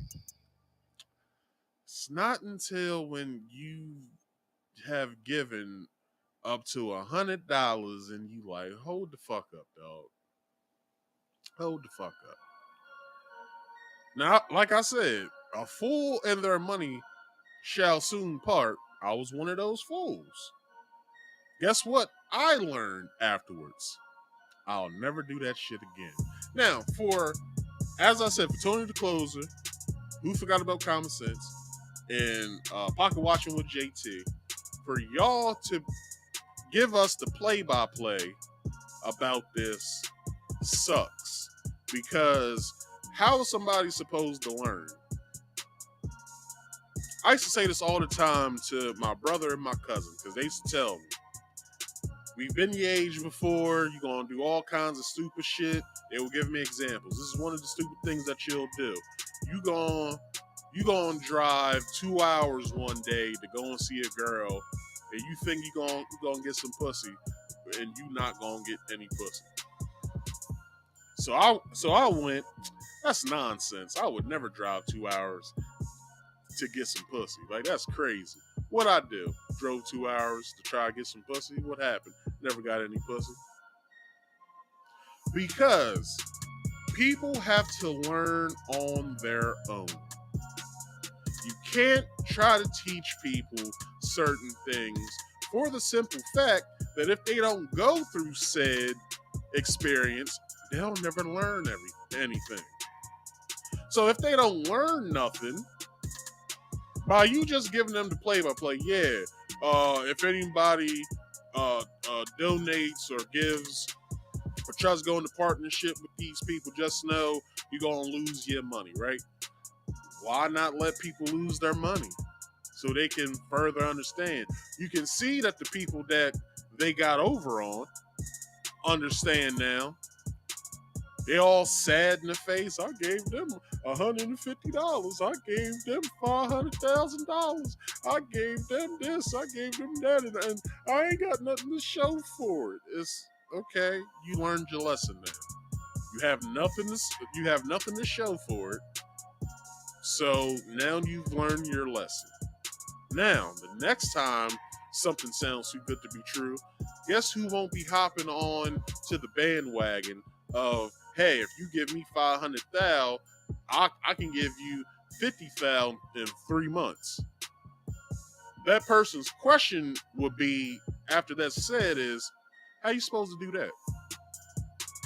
And then they gonna be like, awestruck. They're just gonna be awestruck. Well, this is how I like to do business. It's like, nah, I don't feel like hearing that. It's a bunch of bullshit. Anyway, Todd Boogie X says, I'm not giving anybody any money because you are begging on social media for a project you came up with. Make that make sense. Damn, son, where'd you find this? Todd Boogie is right. Todd Boogie said, I ain't giving anybody any money. You know why? Because you on social media begging for people to give money, right? Make it make sense. Look, I went over the video. I forgot the guy's name because he was covering it. White guy. And he showed everybody who Cesar had frauded, right? Cesar frauded people so much that he basically was having people go in on properties and they did not know about the other person being in on the property. That shit is wild. How is it that you're rolling people's money over into another property after they're calling talking about, yo, where my money at? Oh, well, that project went under. I'm not really fucking with those contractors. Look, what I can do is I can send you 30K and roll the rest of your money over into another project. How that sound? And they like, oh, okay, well, I guess that doesn't sound bad. Yeah, let's roll the money over to another project. And it's like, dummy, you buying him time. Like, why would you buy him time? You're buying him time so he can come up with another excuse of why he doesn't have your money the next time. Other than the one gentleman that was on his ass, basically. I forgot the gentleman's name, but he called, he texted. He got so frustrated that he wasn't getting any answers. He showed up to Cesar and DJ Envy's office and was like, hey, yo, motherfucker, where's my fucking money? Or I'm blowing all this shit up. And he, basically, knocked over some papers and, pushed some folks. That's all that happened. I'm speculating. I don't know if that really happened, but it sounded funny at the time. Anyway, let's get back into this article. The allegations suggest that Piña exploited this. I already said that. Where am I at now? Okay. Tammy Tomlins, special agent in charge of IRS criminal investigation, Newark Field Office, condemned Piña's actions. Give me 1 second. Piña's actions as a fraudulent scheme that misled investors about the nature of his business and potential returns, ultimately defrauding them out of millions. FBI Newark special agent in charge, James E. Denny, I guess that's how you say his name, underscored the impracticality of Ponzi schemes, warning investors not to let their hard-earned money fall into the wrong hands. The case's documents and court statements reveal that Piña's partnered with a celebrity disc jockey and radio personality to conduct real estate seminars across the country. These seminars, combined with self-promotion and other marketing tactics, contributed to his substantial social media following beginning in 2017. Piña allegedly started accepting investments from victim investors, promising lucrative returns of 20 to 45% within 5 months for special real estate projects in New Jersey and other states. Where am I at? In other states.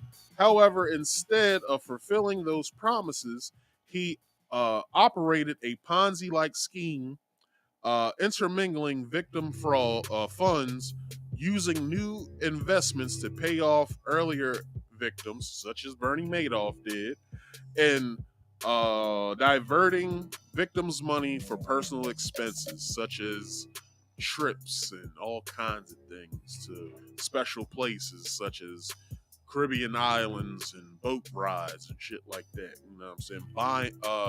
Buying from the ground up a $1 million house of what he did.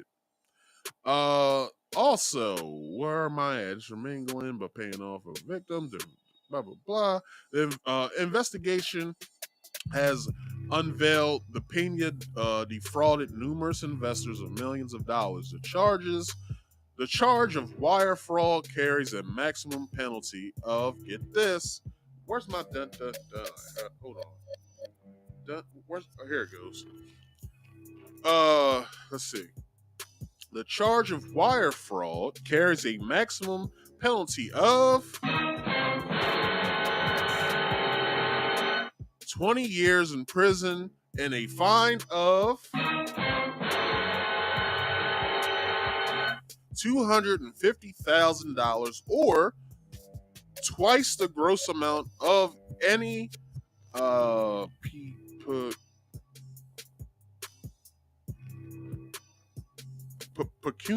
pecuniary gain derived from the offense of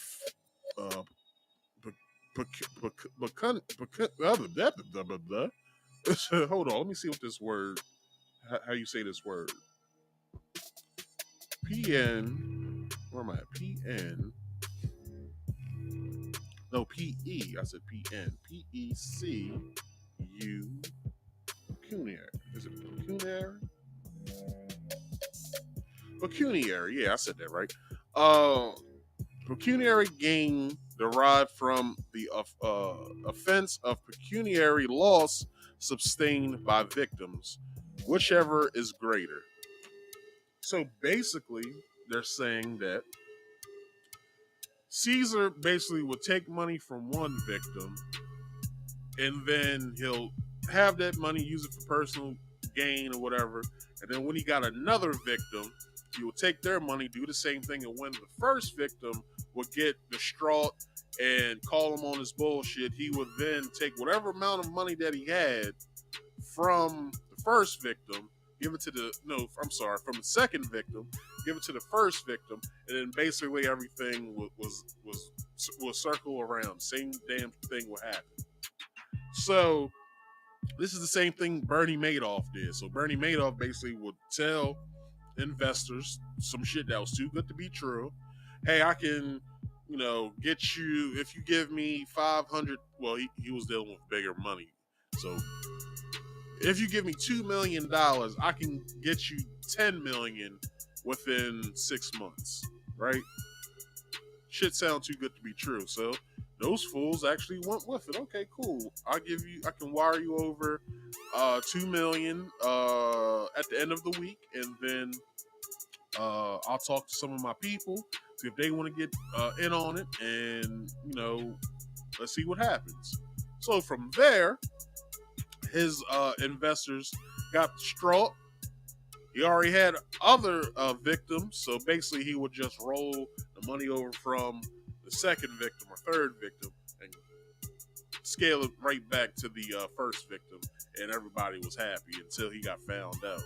Such as how Cesar just got found out. So, it's all a bunch of foolishness. And they're saying that DJ Envy could possibly get fired because with this whole Ponzi scheme nonsense, with all the videos that all the videos that Cesar was in, basically promoting his business, talking about how he flips houses and stuff like that. All that stuff has been taken down from, I believe, YouTube and from the iHeart or the Breakfast Club, Spotify, and whatever iHeart has their hand in with the Breakfast Club that had to do with Cesar Piña. All that stuff has been taken down because they don't want to have any business dealings or any dealings at all with somebody who's frauding people out of money. By DJ Envy being in close proximity and business partners with Cesar, it's a possibility, and it's a minuscule possibility that DJ Envy could get fired. And with that spirals off with everything else. He does what the car show every year. Ain't nobody coming to that anymore because you've already been sought out as fraudulent. What else does he do on his spare time? I don't know. He does the car show. What else does he do? A pool party or something? I don't know.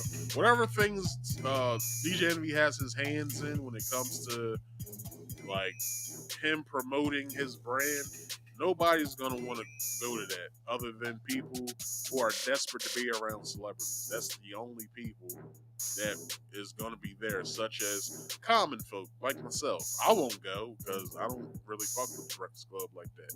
But these are the people. Like that's basically what's gonna happen. He's going to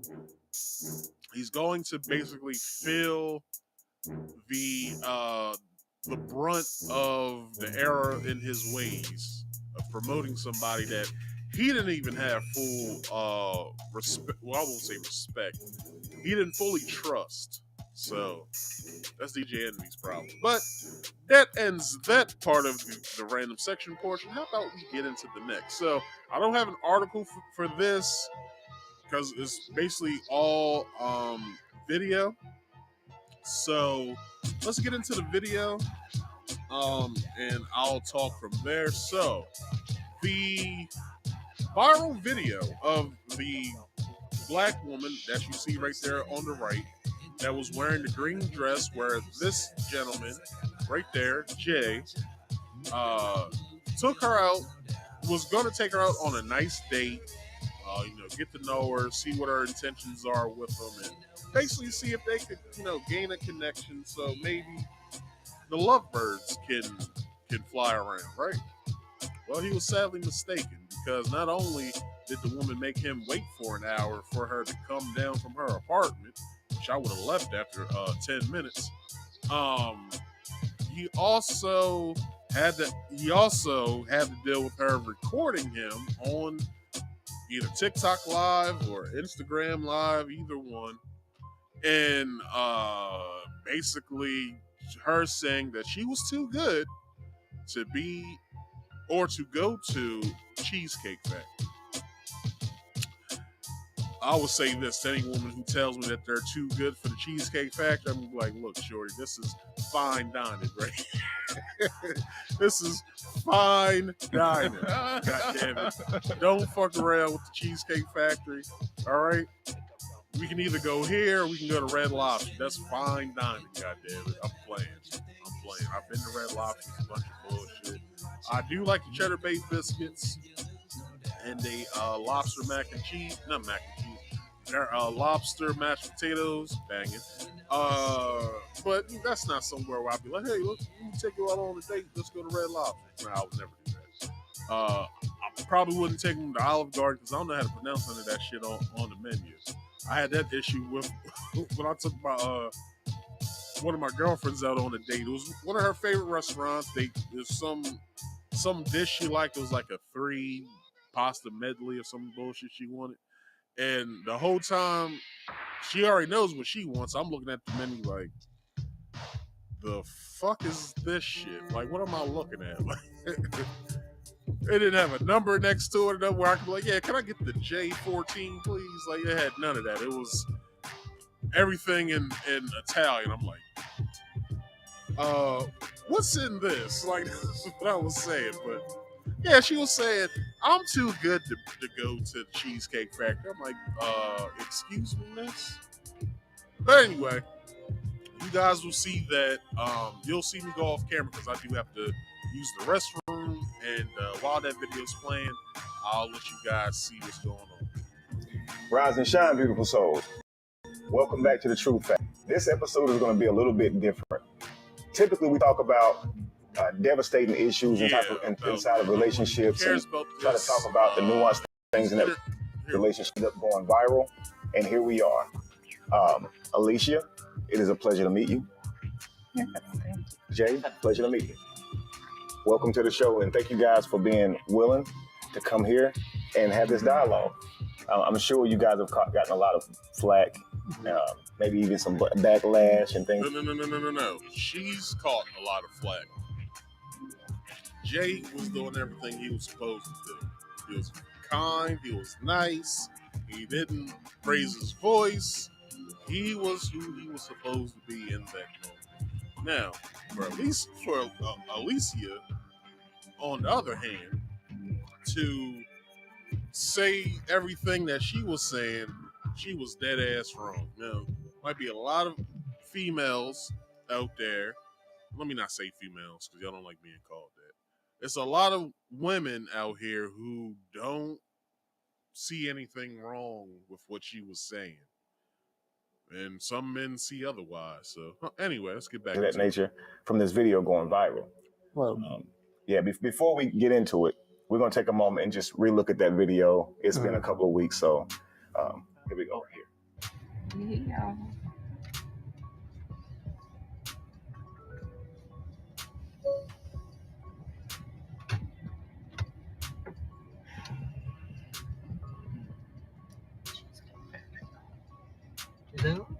Nothing. I'm just talking to my girls. Tell them I said hi. Yeah. Right. Let me just get the door for you. Okay.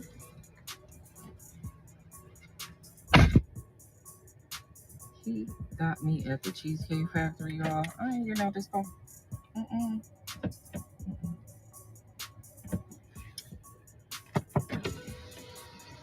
Yes. Would you want me to open the door for you? Okay. You're recording me? Yeah. Yeah. This is the Cheesecake Factory. This is the Cheesecake Factory, y'all. What's the problem with that? This is a chain restaurant. Who takes someone that looks like this to a chain restaurant? You want to talk about it? I'm fine with talking about it, even in front of them. Oh, yeah, I want to talk about it. Yeah. Come on, get up on in the car. Yeah, we're going to talk about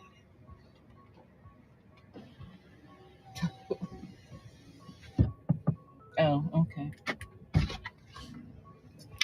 Okay. So yes. I don't know if you guys have seen any issues with this so far, but if not, I'll point them out to you.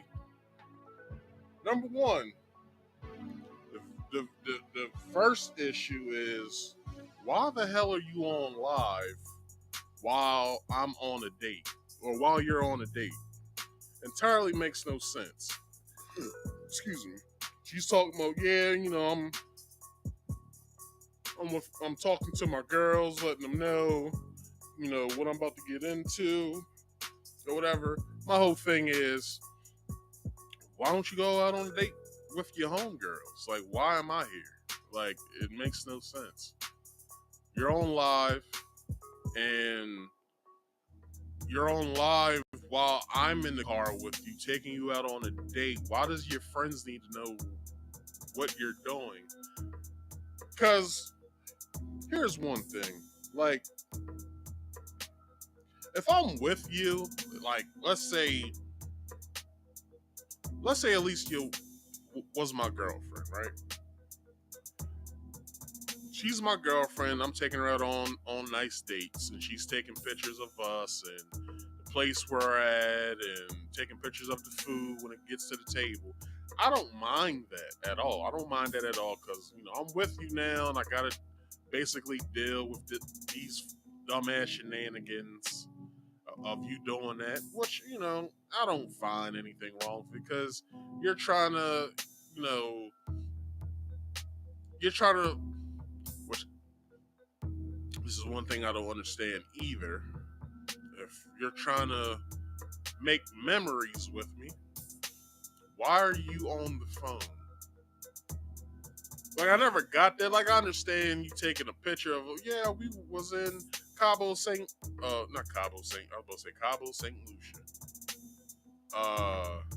We was in St. Lucia. We was in Cabo. I don't mind that. You know what I'm saying? Because you're trying to remember, us being somewhere and, us having an experience with each other. I don't mind that at all.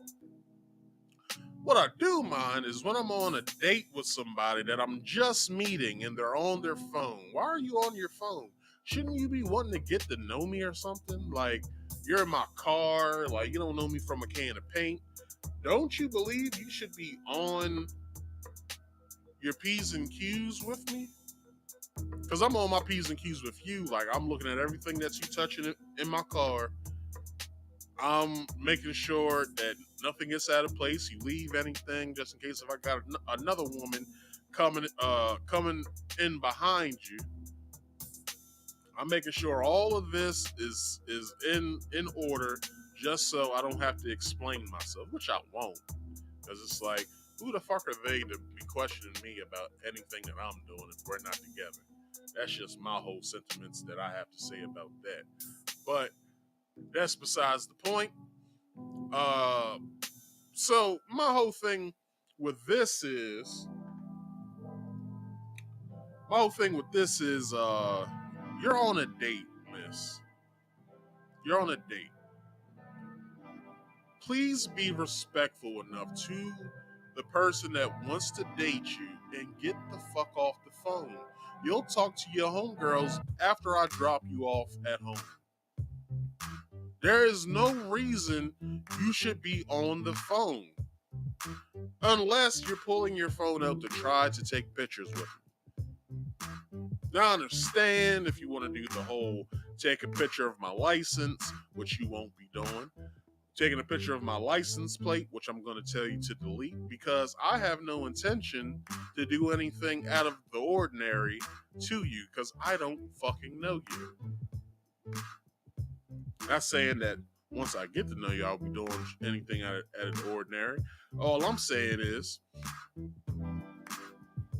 everything that's going to happen tonight, as far as me taking you out to dinner, possibly trying to do something afterwards, something fun, and, then after that, me dropping you off at home at a decent hour. So he had reservations at a nice restaurant. The reservations were for 4:15, I believe he said. She took an hour. He wouldn't have been able to make that reservation within 15 minutes with traffic. So, since we're here, I have to think of something on the fly to have us, be able to eat. Okay, boom. He says to himself, I ain't never went wrong with the Cheesecake Factory. How about I take it to the Cheesecake Factory? So he takes it to the Cheesecake Factory.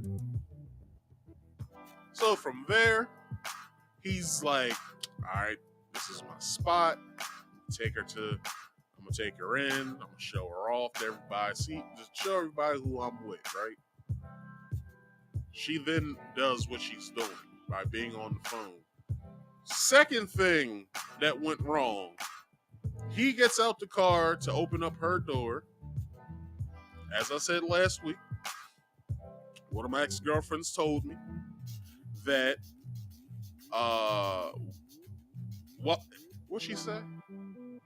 She said, if I'm with you, I shouldn't have to touch your door at all. Now, sounds selfish as fuck, but if you guys realize what she said, it's, you should want to treat me like a lady, so I shouldn't have to ask you to open my door, pull my chair from under the table, what else is chivalrous out here? Lay your jacket on a puddle, on a muddy puddle, so my feet don't get dirty. Which I would never fucking do, because I'm out of a goddamn jacket at that point. Gotta throw that motherfucker in the trash. You think I'm gonna put a muddy sweatshirt in my goddamn washer and dryer? Gotta be out your goddamn mind. Some people say, well, why not take it out back and rinse it off? It's still ruined. It's ruined. I gotta get rid of it. What else is chivalrous? You know, as a gentleman, when a woman is getting up to either, go to refresh herself in the ladies' room, you get up from the table, or you just, lift up a little bit, as she leaves to go, just it's chivalrous. It's kind. It's kind. It's called manners. Like that's it. Like that's all that it is. 1 second.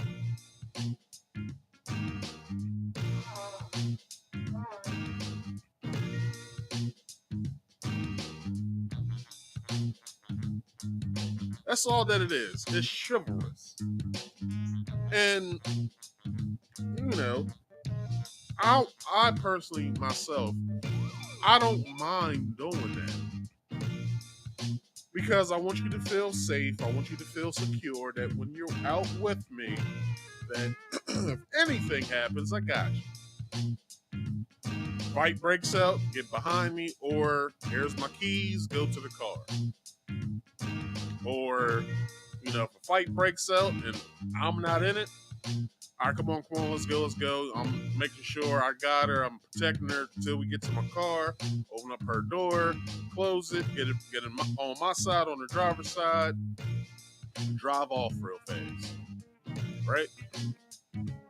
Now, some people will say, well, Marcus, it's the first date. You shouldn't have to worry about any of that. Right, I shouldn't, because I don't know that person like that.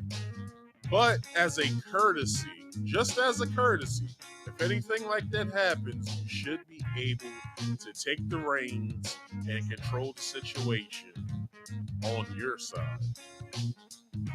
Fight breaks out at the bar or at the restaurant that you're at, well, you can't skip out on the bill, so you might have to be like, all right, let's, here, come and sit down over here. I'll protect you, blah, blah, blah, right? Or let's say they went for drinks after dinner. They just went to like a swanky little bar, and they're like, fight breaks out there, and he has to protect her. Well, what do? Well, if it's nowhere near you guys, you should still at least step outside. Take her outside, but hey, this seems like a good distance away from what's going on in there. We'll get back if we can go back. If not, I'll just pay. I'll take you to the car. I'll pull us around, and I'll go back in and pay my tab, and we'll leave, whatever. Other than that, on a first date, you shouldn't have to worry about whining and dining somebody, because that shouldn't happen until maybe like the third or fourth date. I would say probably the fourth or fifth date, because I said last week, by the fourth or fifth date, if we ain't in talks of us getting together, I'm basically wasting my fucking money at this point.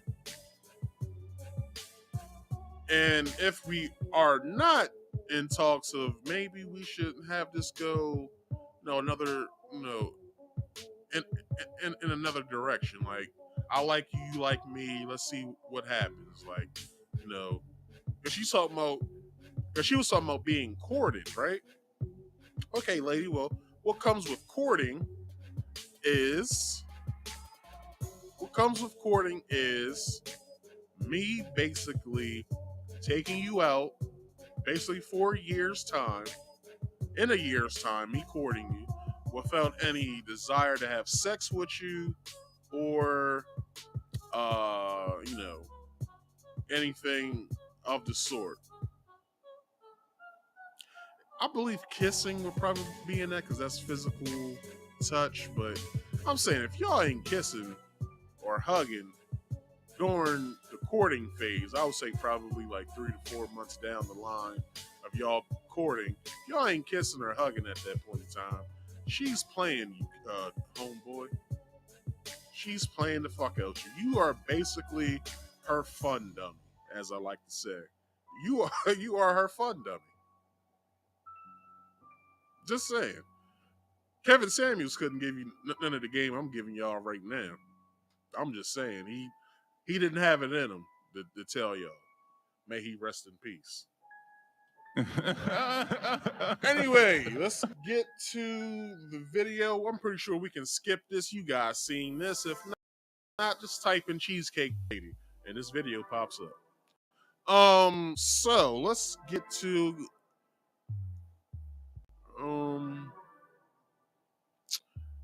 let's see, where do I want to go? Let's go to the 11 minute 9 second mark.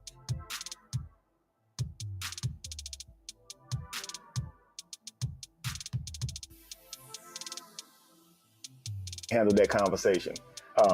Now I'm going to ask Alicia as well, because during this conversation, Alicia. Thank you. We'll get that right. Okay, so Alicia, you didn't seem to really disagree with what he was saying. Now you had definitely a different opinion before he gave you his mind, right? But you seemed very receptive to it. Can you explain to me kind of what you were thinking? All right, here we go. No. No second dates. Here's Jay's response to his question. So Kevin's question was, not Kevin Samuels, but Kevin Wesley. Kevin's question to him was, I forgot his question. Anyway, he's about to answer a question of what Kevin asked him. I forgot what the question was. So I'll start with you, Jay. What has dating been like for you since that video went viral? Okay, there's the question. Since I was on the video, unexpected, I might not have put my best foot forward, and so I feel like, I've not really met anyone since who I've really gotten to get to know like that, because a lot of women, they might have seen the video or might have heard from it, or maybe a friend of them has seen the video and shares it with them. And so they kind of had this image of me based on the video. Absolutely. And it hasn't really helped. Okay.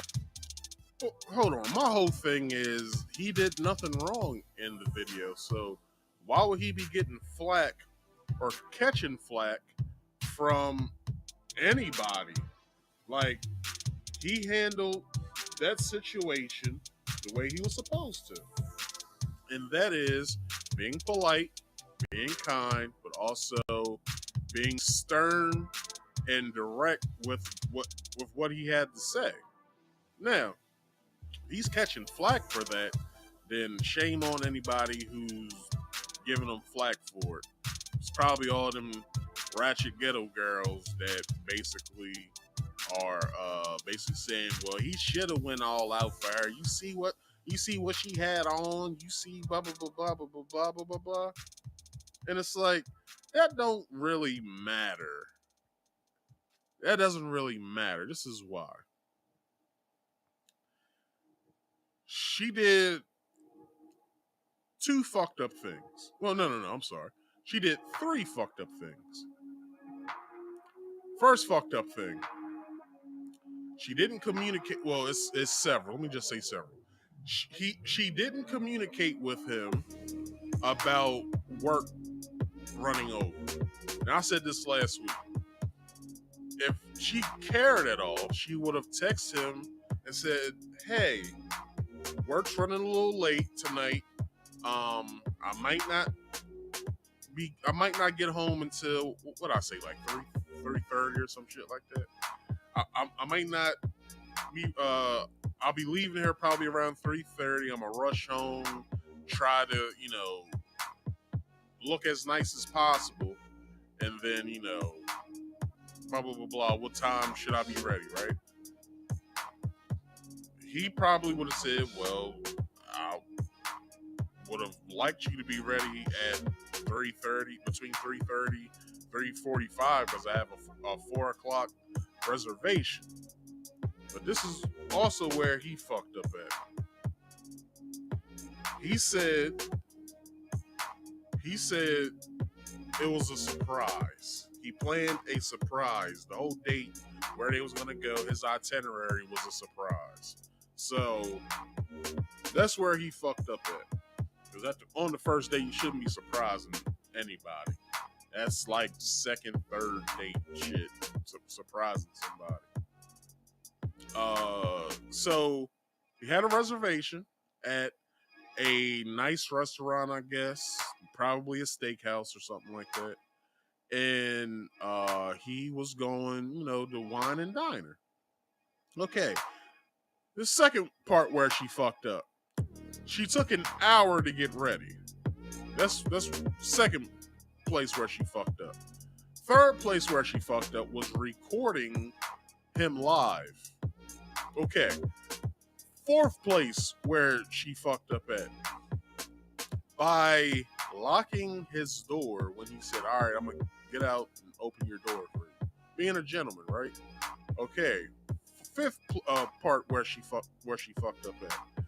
By not only locking him out of his car, but still recording him and saying, I look too good to go into this restaurant. This is a chain restaurant. Okay, so is Capital Grill. So is P.F. Chang's. So is any like high-end place that you can think of that has other locations are basically chains. Doesn't even matter if they have 2 locations. It's still a chain. If I had a restaurant in Baltimore, Maryland, right? And then I had another one in Washington, D.C. Although those are 2 restaurants that has the same name, and I don't have any other locations other than those 2 locations, those are still chains because I don't have not 1, but 2 of these restaurants. So, I'm pretty sure the place he was going to take her was a chain restaurant as well. But, you never really know. Anyway, there's another place where she fucked up at. She fucked up by wanting to have a discussion where she had egg on her face. By him basically being polite and kind, saying, hey, maybe this might not work because, you don't respect me enough because you took an hour to get ready, which I don't even understand why he still stayed. That shit is like, I would never let any woman do that other than if I'm with you.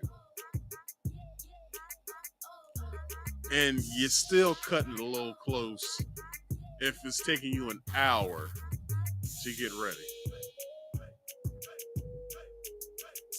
You want to know the most ridiculous shit I've ever heard a woman tell me when she was getting ready? After I said, what took you so long? I was waiting on you. What? Are you fucking crazy? Are you crazy?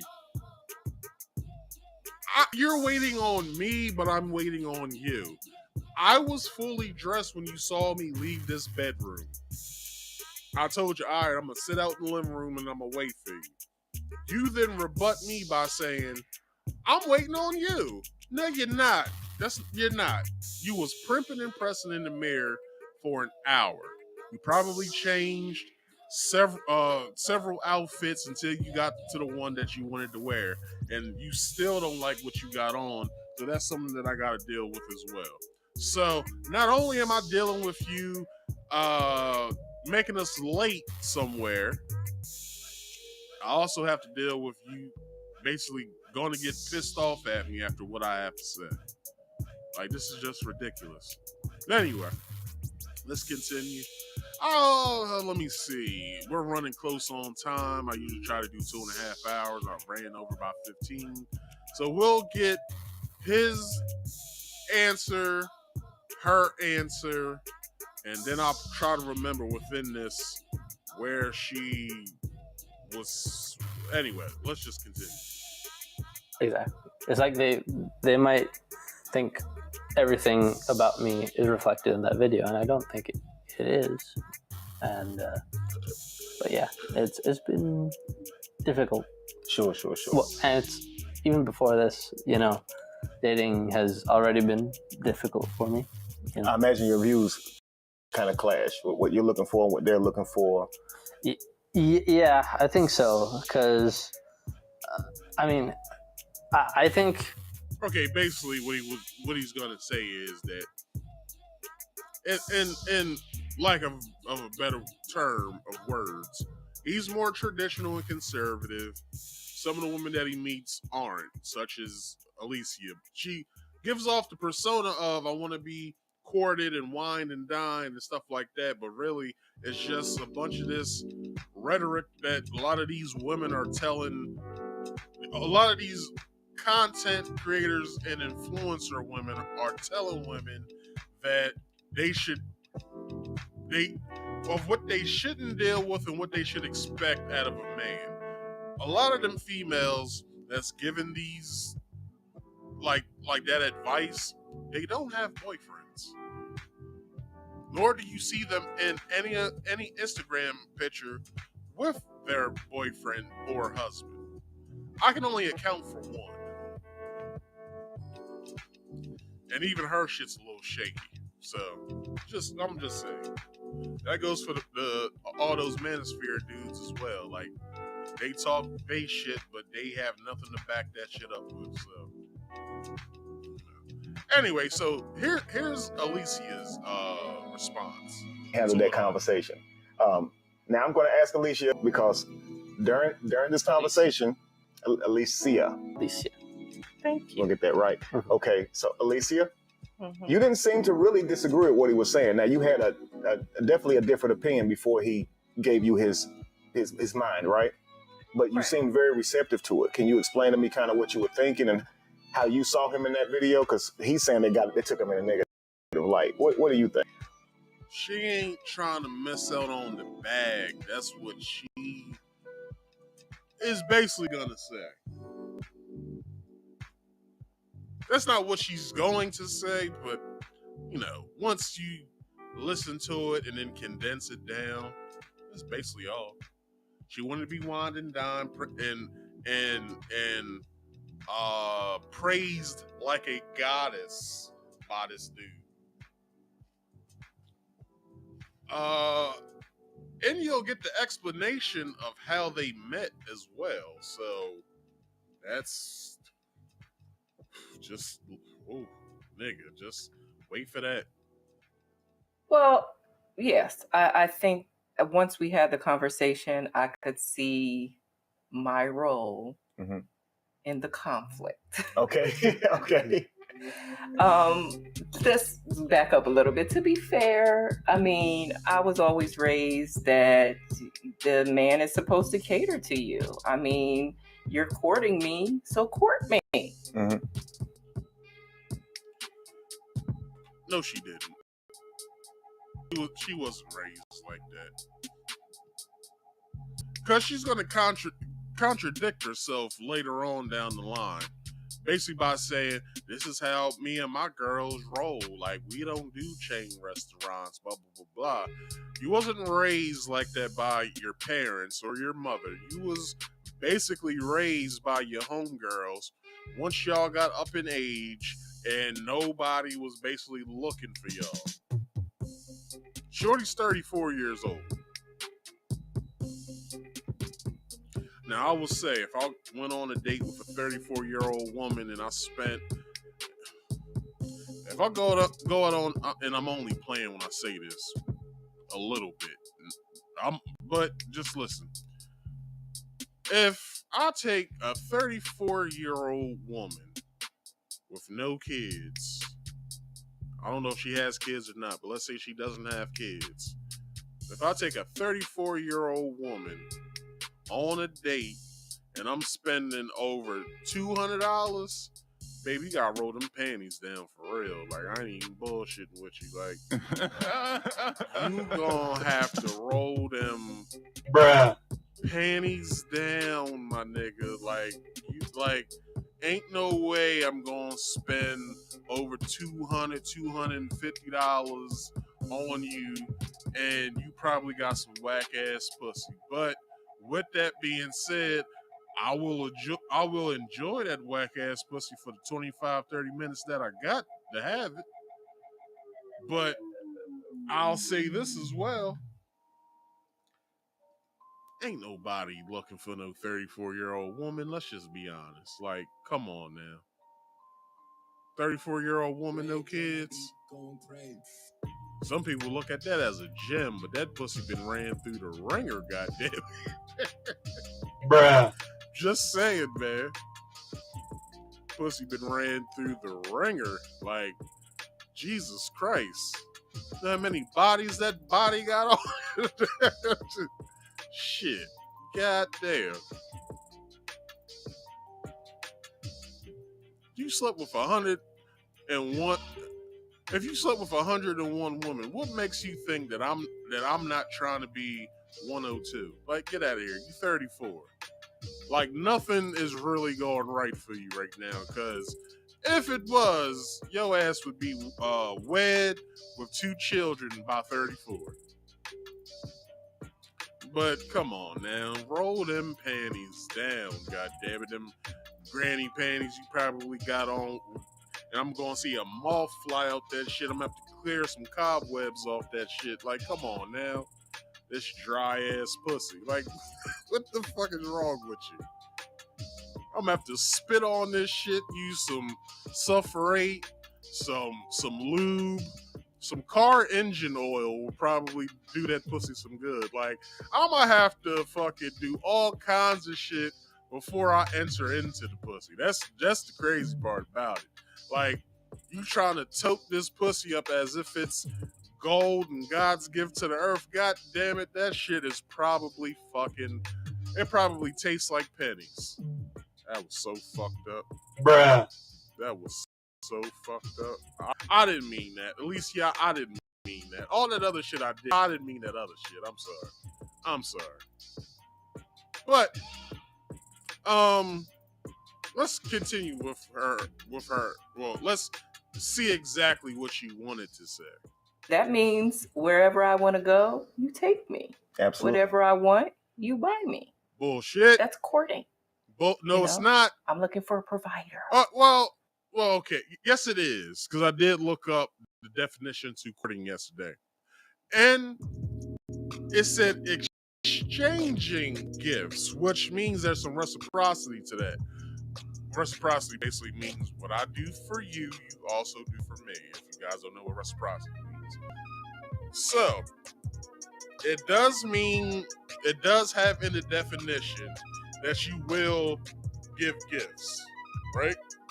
But it also means you're going to exchange gifts. So that means, let's say I buy you, I don't know, a shirt, right? Let's say I bought us matching shirts. There's an event coming up that I want us to wear these matching shirts to, right? You can modify the shirt. Go ahead, modify the shirt. Look cute. I don't give a fuck. I just bought you the shirt because we're about to go to this event, and I want to look nice with my lady. You know what I mean? That also does mean I also get a gift in exchange. That just doesn't mean I give, and you take. That does not. That it doesn't mean that at all. So just know that for anybody out here who's thinking that you can just take from somebody when they're courting you, no. You look up the definition of words that you're using before you use them. Now, all shit aside, she knew what she was talking about with courting, but she made it one-sided. Wherever I ask you to take me, you take me. Wherever I ask you to buy me, you should buy. No, that's not what courting is. That means if I'm asking you to take me out on a date, if I say I went through 3, 4, 5, 6, 7 dates with you, like, what's wrong with you taking me out either on a breakfast or a lunch date, that's going to cost you nothing. Hell, take me to a buffet for brunch. That's all I would ask for from any lady I'm seeing. Hey, take me out on a date. Well, I don't know where to take you. Take me out to brunch. Take me out to brunch to Old Country Buffet for brunch. Just take me there. Because we get breakfast and lunch and dinner food all at the same time. And everybody's fine. I can get some steak and some eggs, which I don't eat eggs, but still, I can get some steak and eggs, or some shrimp and eggs, or some steak and shrimp, or some hash browns with some breakfast sausage with a hamburger if I want. I don't know, like just all I ask. I don't want you to spend a lot of money. Just spend enough. Like, how much does a buffet cost per person? Like $15? Like, spending what? $15 plus drinks. Which drinks is what? Like $3.25 a person? So you spending what? $37 and some change? That ain't shit compared to the $2,000 I just shelled out within a month and a half of us seeing each other. Like, you can spend $30. God damn. Like, Jesus. Quit being Jewish. That was so fucked up. To the Jewish community, I meant nothing by it. I'm just saying, y'all like to hold on to money a lot. That's all. So, but after the conversation, I could see how there was a lot of Okay. in that exchange. I was definitely very self-centered, and I can appreciate if I do want someone to provide for me, I at least gotta be a little bit nice. Absolutely. Okay. Okay, great. So now I ask a little bit nice. A little bit nice? All right, let's get into this next question. It's probably the last thing I cover. All the videos are in the description box. Just scroll down. You'll see credited articles and credited videos. And this one in the video section will be all the way at the bottom. So just, highlight it, put it in the YouTube search engine, have fun. you this. Based on your idea of dating before your conversation with Jay, how did you grow up? Who also thinks that way? I'm sure you have friends who think that way. I've heard it a lot. I mean, everybody. I mean, that's what the man, he's supposed to be the provider. Absolutely. So, and a beautiful woman. So. No. See, this is where, when y'all look at those YouTube relationship gurus, this is where these women get their feelings hurt. Just because a relationship YouTube guru tells you a man's supposed to do this, a man's supposed to do that, man, if he doesn't do this on the first date, then he don't like you. It's like, nah. There's a stage of which I don't know if I like you or if I don't like you. That's during the beginning. That's the reason why I offer to take you out on dates. After I take you out on the first date, I might want to take you out on another, just to see if I'm spending my money on somebody that actually gives a damn about me.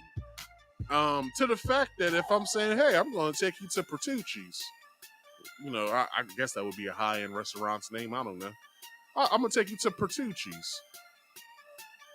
At Pertucci's, there's no fucking price next to any of the items that you'll see on that menu. Which means I might be shelling out probably $1,000 fucking dollars. So if I'm about to shell out $1,000 to you, lady, I might like you more than what you think. And you're gonna have to put that in perspective. Now, if you don't like me back like that, I wasted my time. And as I said earlier, a fool in their money shall soon part. I was the fool to take you out on this high-end, expensive-ass date when you didn't appreciate it. And now that I see that I have egg on my face, might as well just take all the blows and get on with my life, because obviously you don't like me, so I might as well just move on. Basically what she was doing. She don't like this dude. Like, she never liked him in the beginning. At all. And you'll see why. Here we go. Oh, I'm expecting to be treated like royalty. I mean, come on. So that's what I was doing. Is, how do we treat him? And that's where the disconnect was. Right. In the video, now of course I'm sure you think of it differently now, but in the video you basically told him that, you know, you're not going in there, you know your value. It would be embarrassing for you to go inside a Cheesecake Factory. A lot of people like Cheesecake Factory. Now, so when I see that video, I'm thinking, okay, she must have some friends who probably would disagree with her going inside a Cheesecake Factory. Your peer group. So peer pressure probably keeps you from. Never live that. Oh my God! I would never live that down. What? So she said she wouldn't be able to live it down with her friends. Seems as though that your friends aren't really your friends, because why would your friends dictate to you, girl? If that man takes you here, then he don't like you. Don't do chain restaurants, girl, because all they food is the same. All they food tastes the same anywhere you go. If you go to this Cheesecake Factory, it tastes just like the Cheesecake Factory downtown. And it's like, or you can just enjoy Cheesecake Factory and then shut the fuck up. Is that too much to say? Like, and I said this, I don't know if it was the last podcast or the podcast before. I said, as soon as my girlfriend or wife tells her girlfriend about any of our issues, I just want my girlfriend to know we are now in a polyamorous relationship. Hey, put it on yourself. Don't get mad at me. I'm just telling you the rules. As soon as you thought, I'm going to tell my girlfriends about this issue so they can have something to dig on me when they see me, just know your girlfriends are with me now too. And I need them to move their shit into this house. They're going to have their own room. We're all going to have our own room at this point, because, you know, anything that happens in the house is obviously going to other people. So why don't we just have them people here? If you have 4 friends, y'all can all bunk up 2 to a room, and then I have my own room. It's fair, right? Because I ain't going up to tell. Well, it's not as if any of my friends would even listen to any bullshit that I have to say about any of my relationships. So we're cool there. My homeboys would never know what's going on in this house. But just know, since your homegirls know everything that's going on in this house, I need them to roll them 34-year-old panties down as well. Like, I shouldn't have to be begging for this pussy. Like, I gotta put car engine oil and lube and shit all on that shit just to get it at least a little bit wet. So, you get what you get. That's all I gotta say. But she talking about her friends won't approve. Well, I don't believe I'm dating any of your friends. I'm dating you. And if you feel the same way, then it will be exactly what Jay did. It's deuces. I'm taking you back home.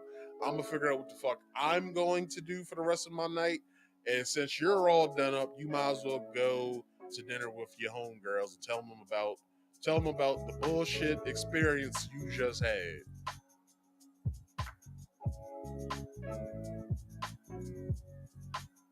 Let's continue.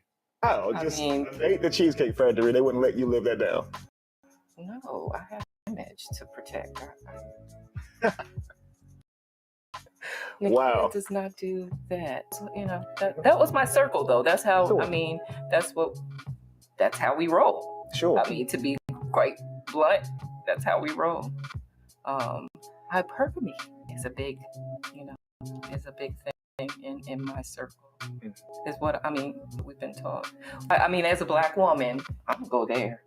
As a Black woman, we're really tired of having to settle. We want to be treated well. Mm-hmm. We want that soft life. Well,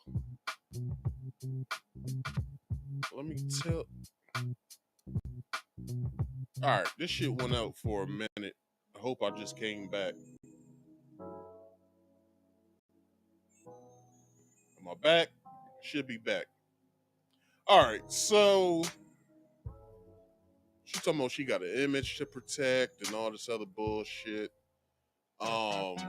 What did she say? Hold on.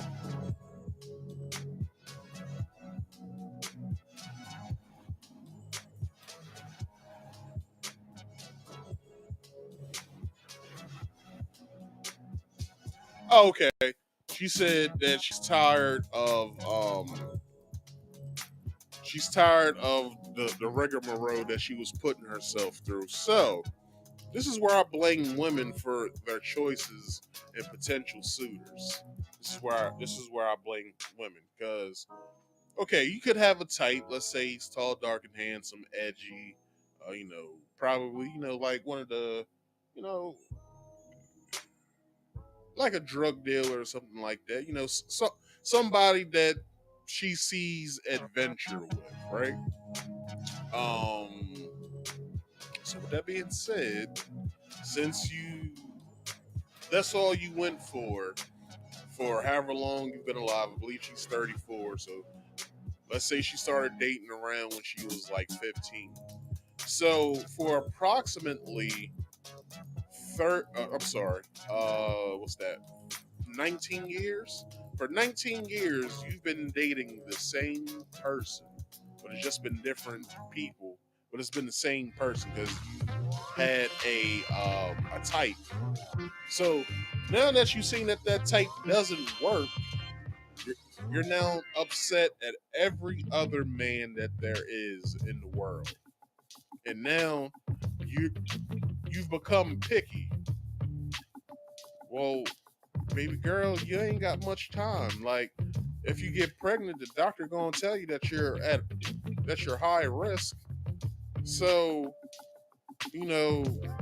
also, like, the pussy don't hit the same at 34 that it did at 24. Like, oh, come on with bullshit, man.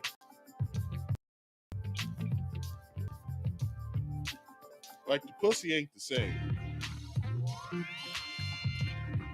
Like, you gotta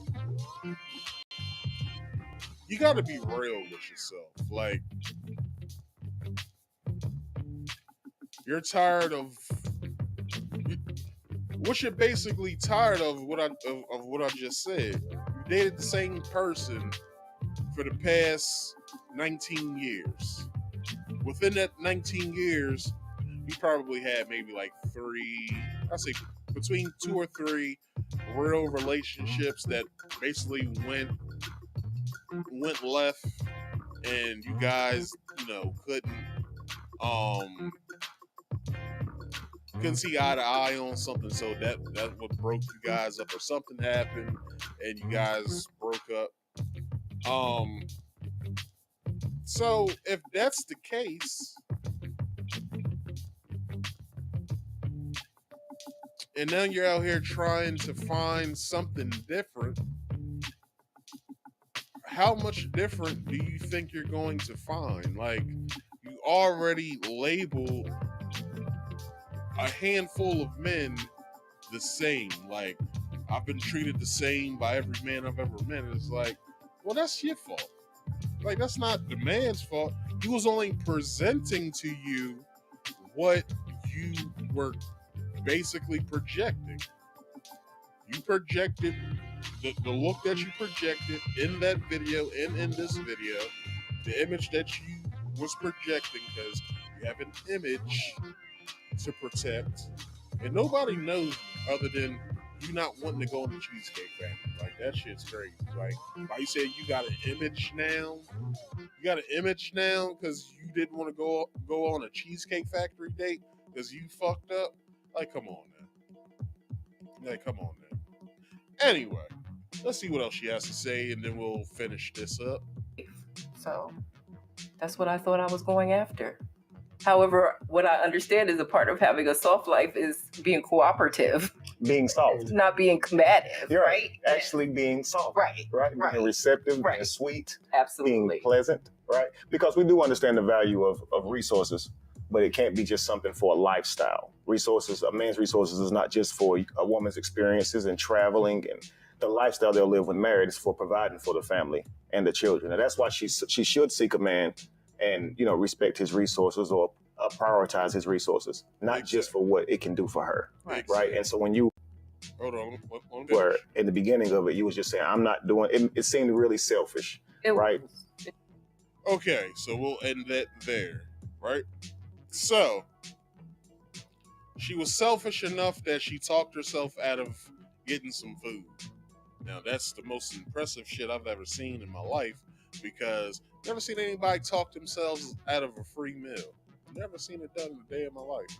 But since she's the first person I've ever seen, ladies, don't be her. Do not be her, because she went home that night to a cold ass apartment, to a cold ass bed, having to watch a warm ass TV. Shit's crazy. Anyway, that concludes today's show. Let's do a show summary real quick. So basically the first portion of today was the short banter, which I got into the stalker that was stalking her crush that was a personal trainer.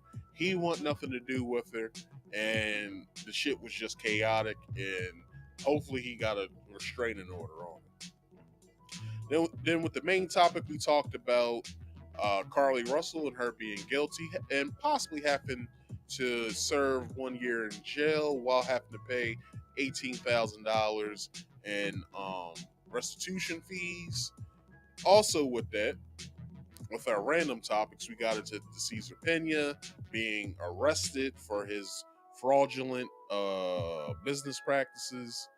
And we don't know if DJ Envy will be arrested for any of this as well, but we'll see that in the later iterations of this case.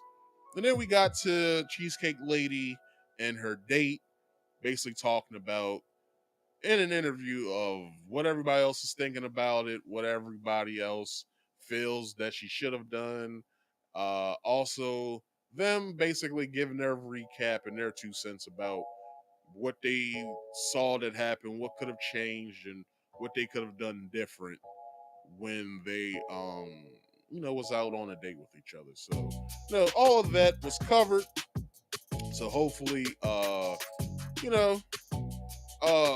if you guys watched that, at the end of it, Kevin basically said that he would pay for their second date. Everything would be on them to whatever restaurant that they wanted to go, and just to see if something could spark from that.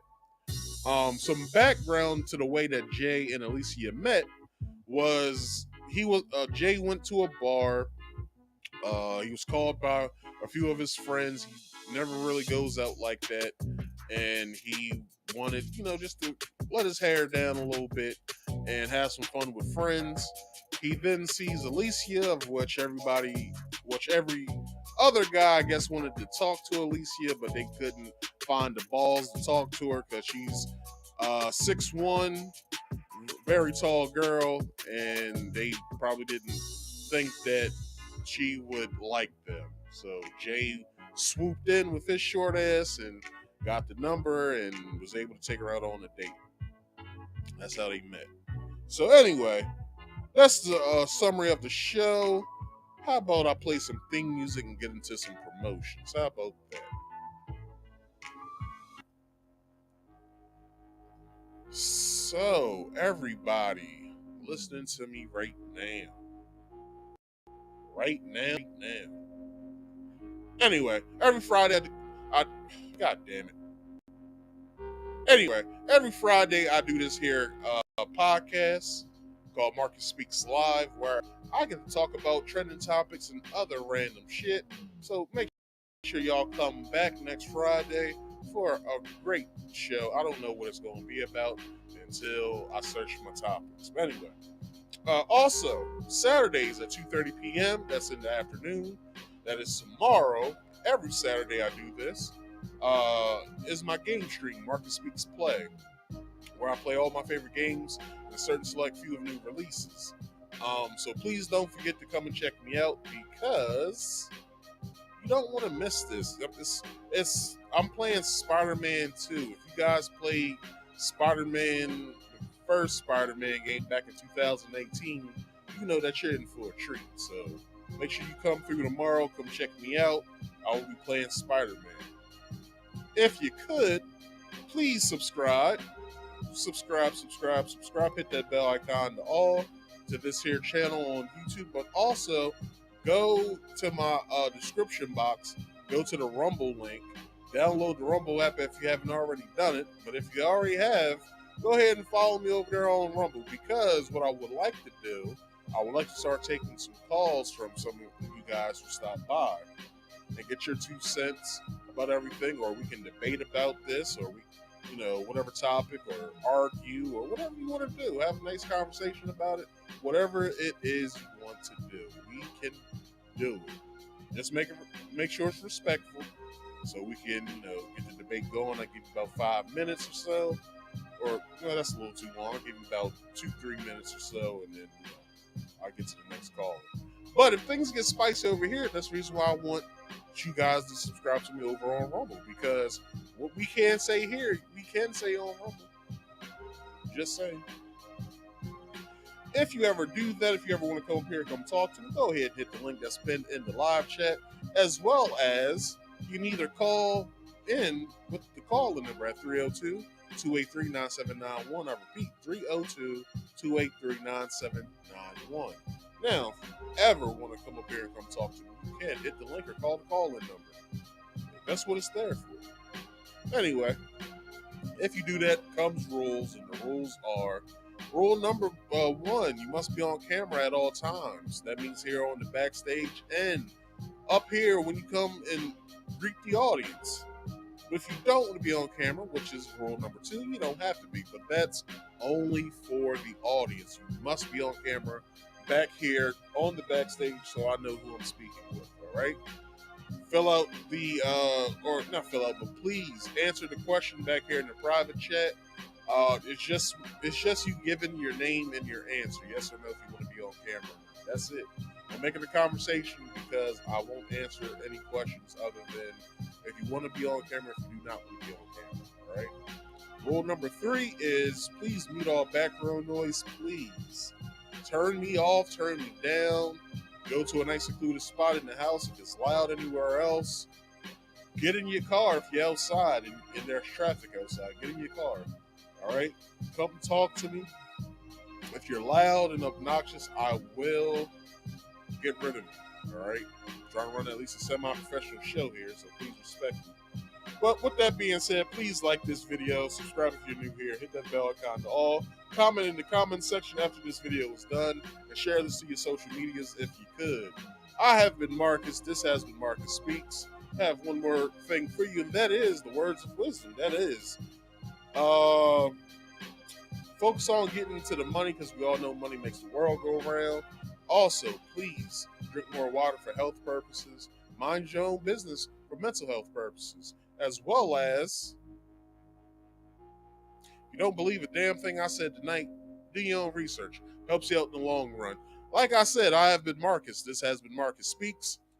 I'll check you guys out tomorrow. I thank y'all for watching, and I'll check you guys out tomorrow afternoon at 2:30 p.m. Eastern Standard Time. Peace out, y'all.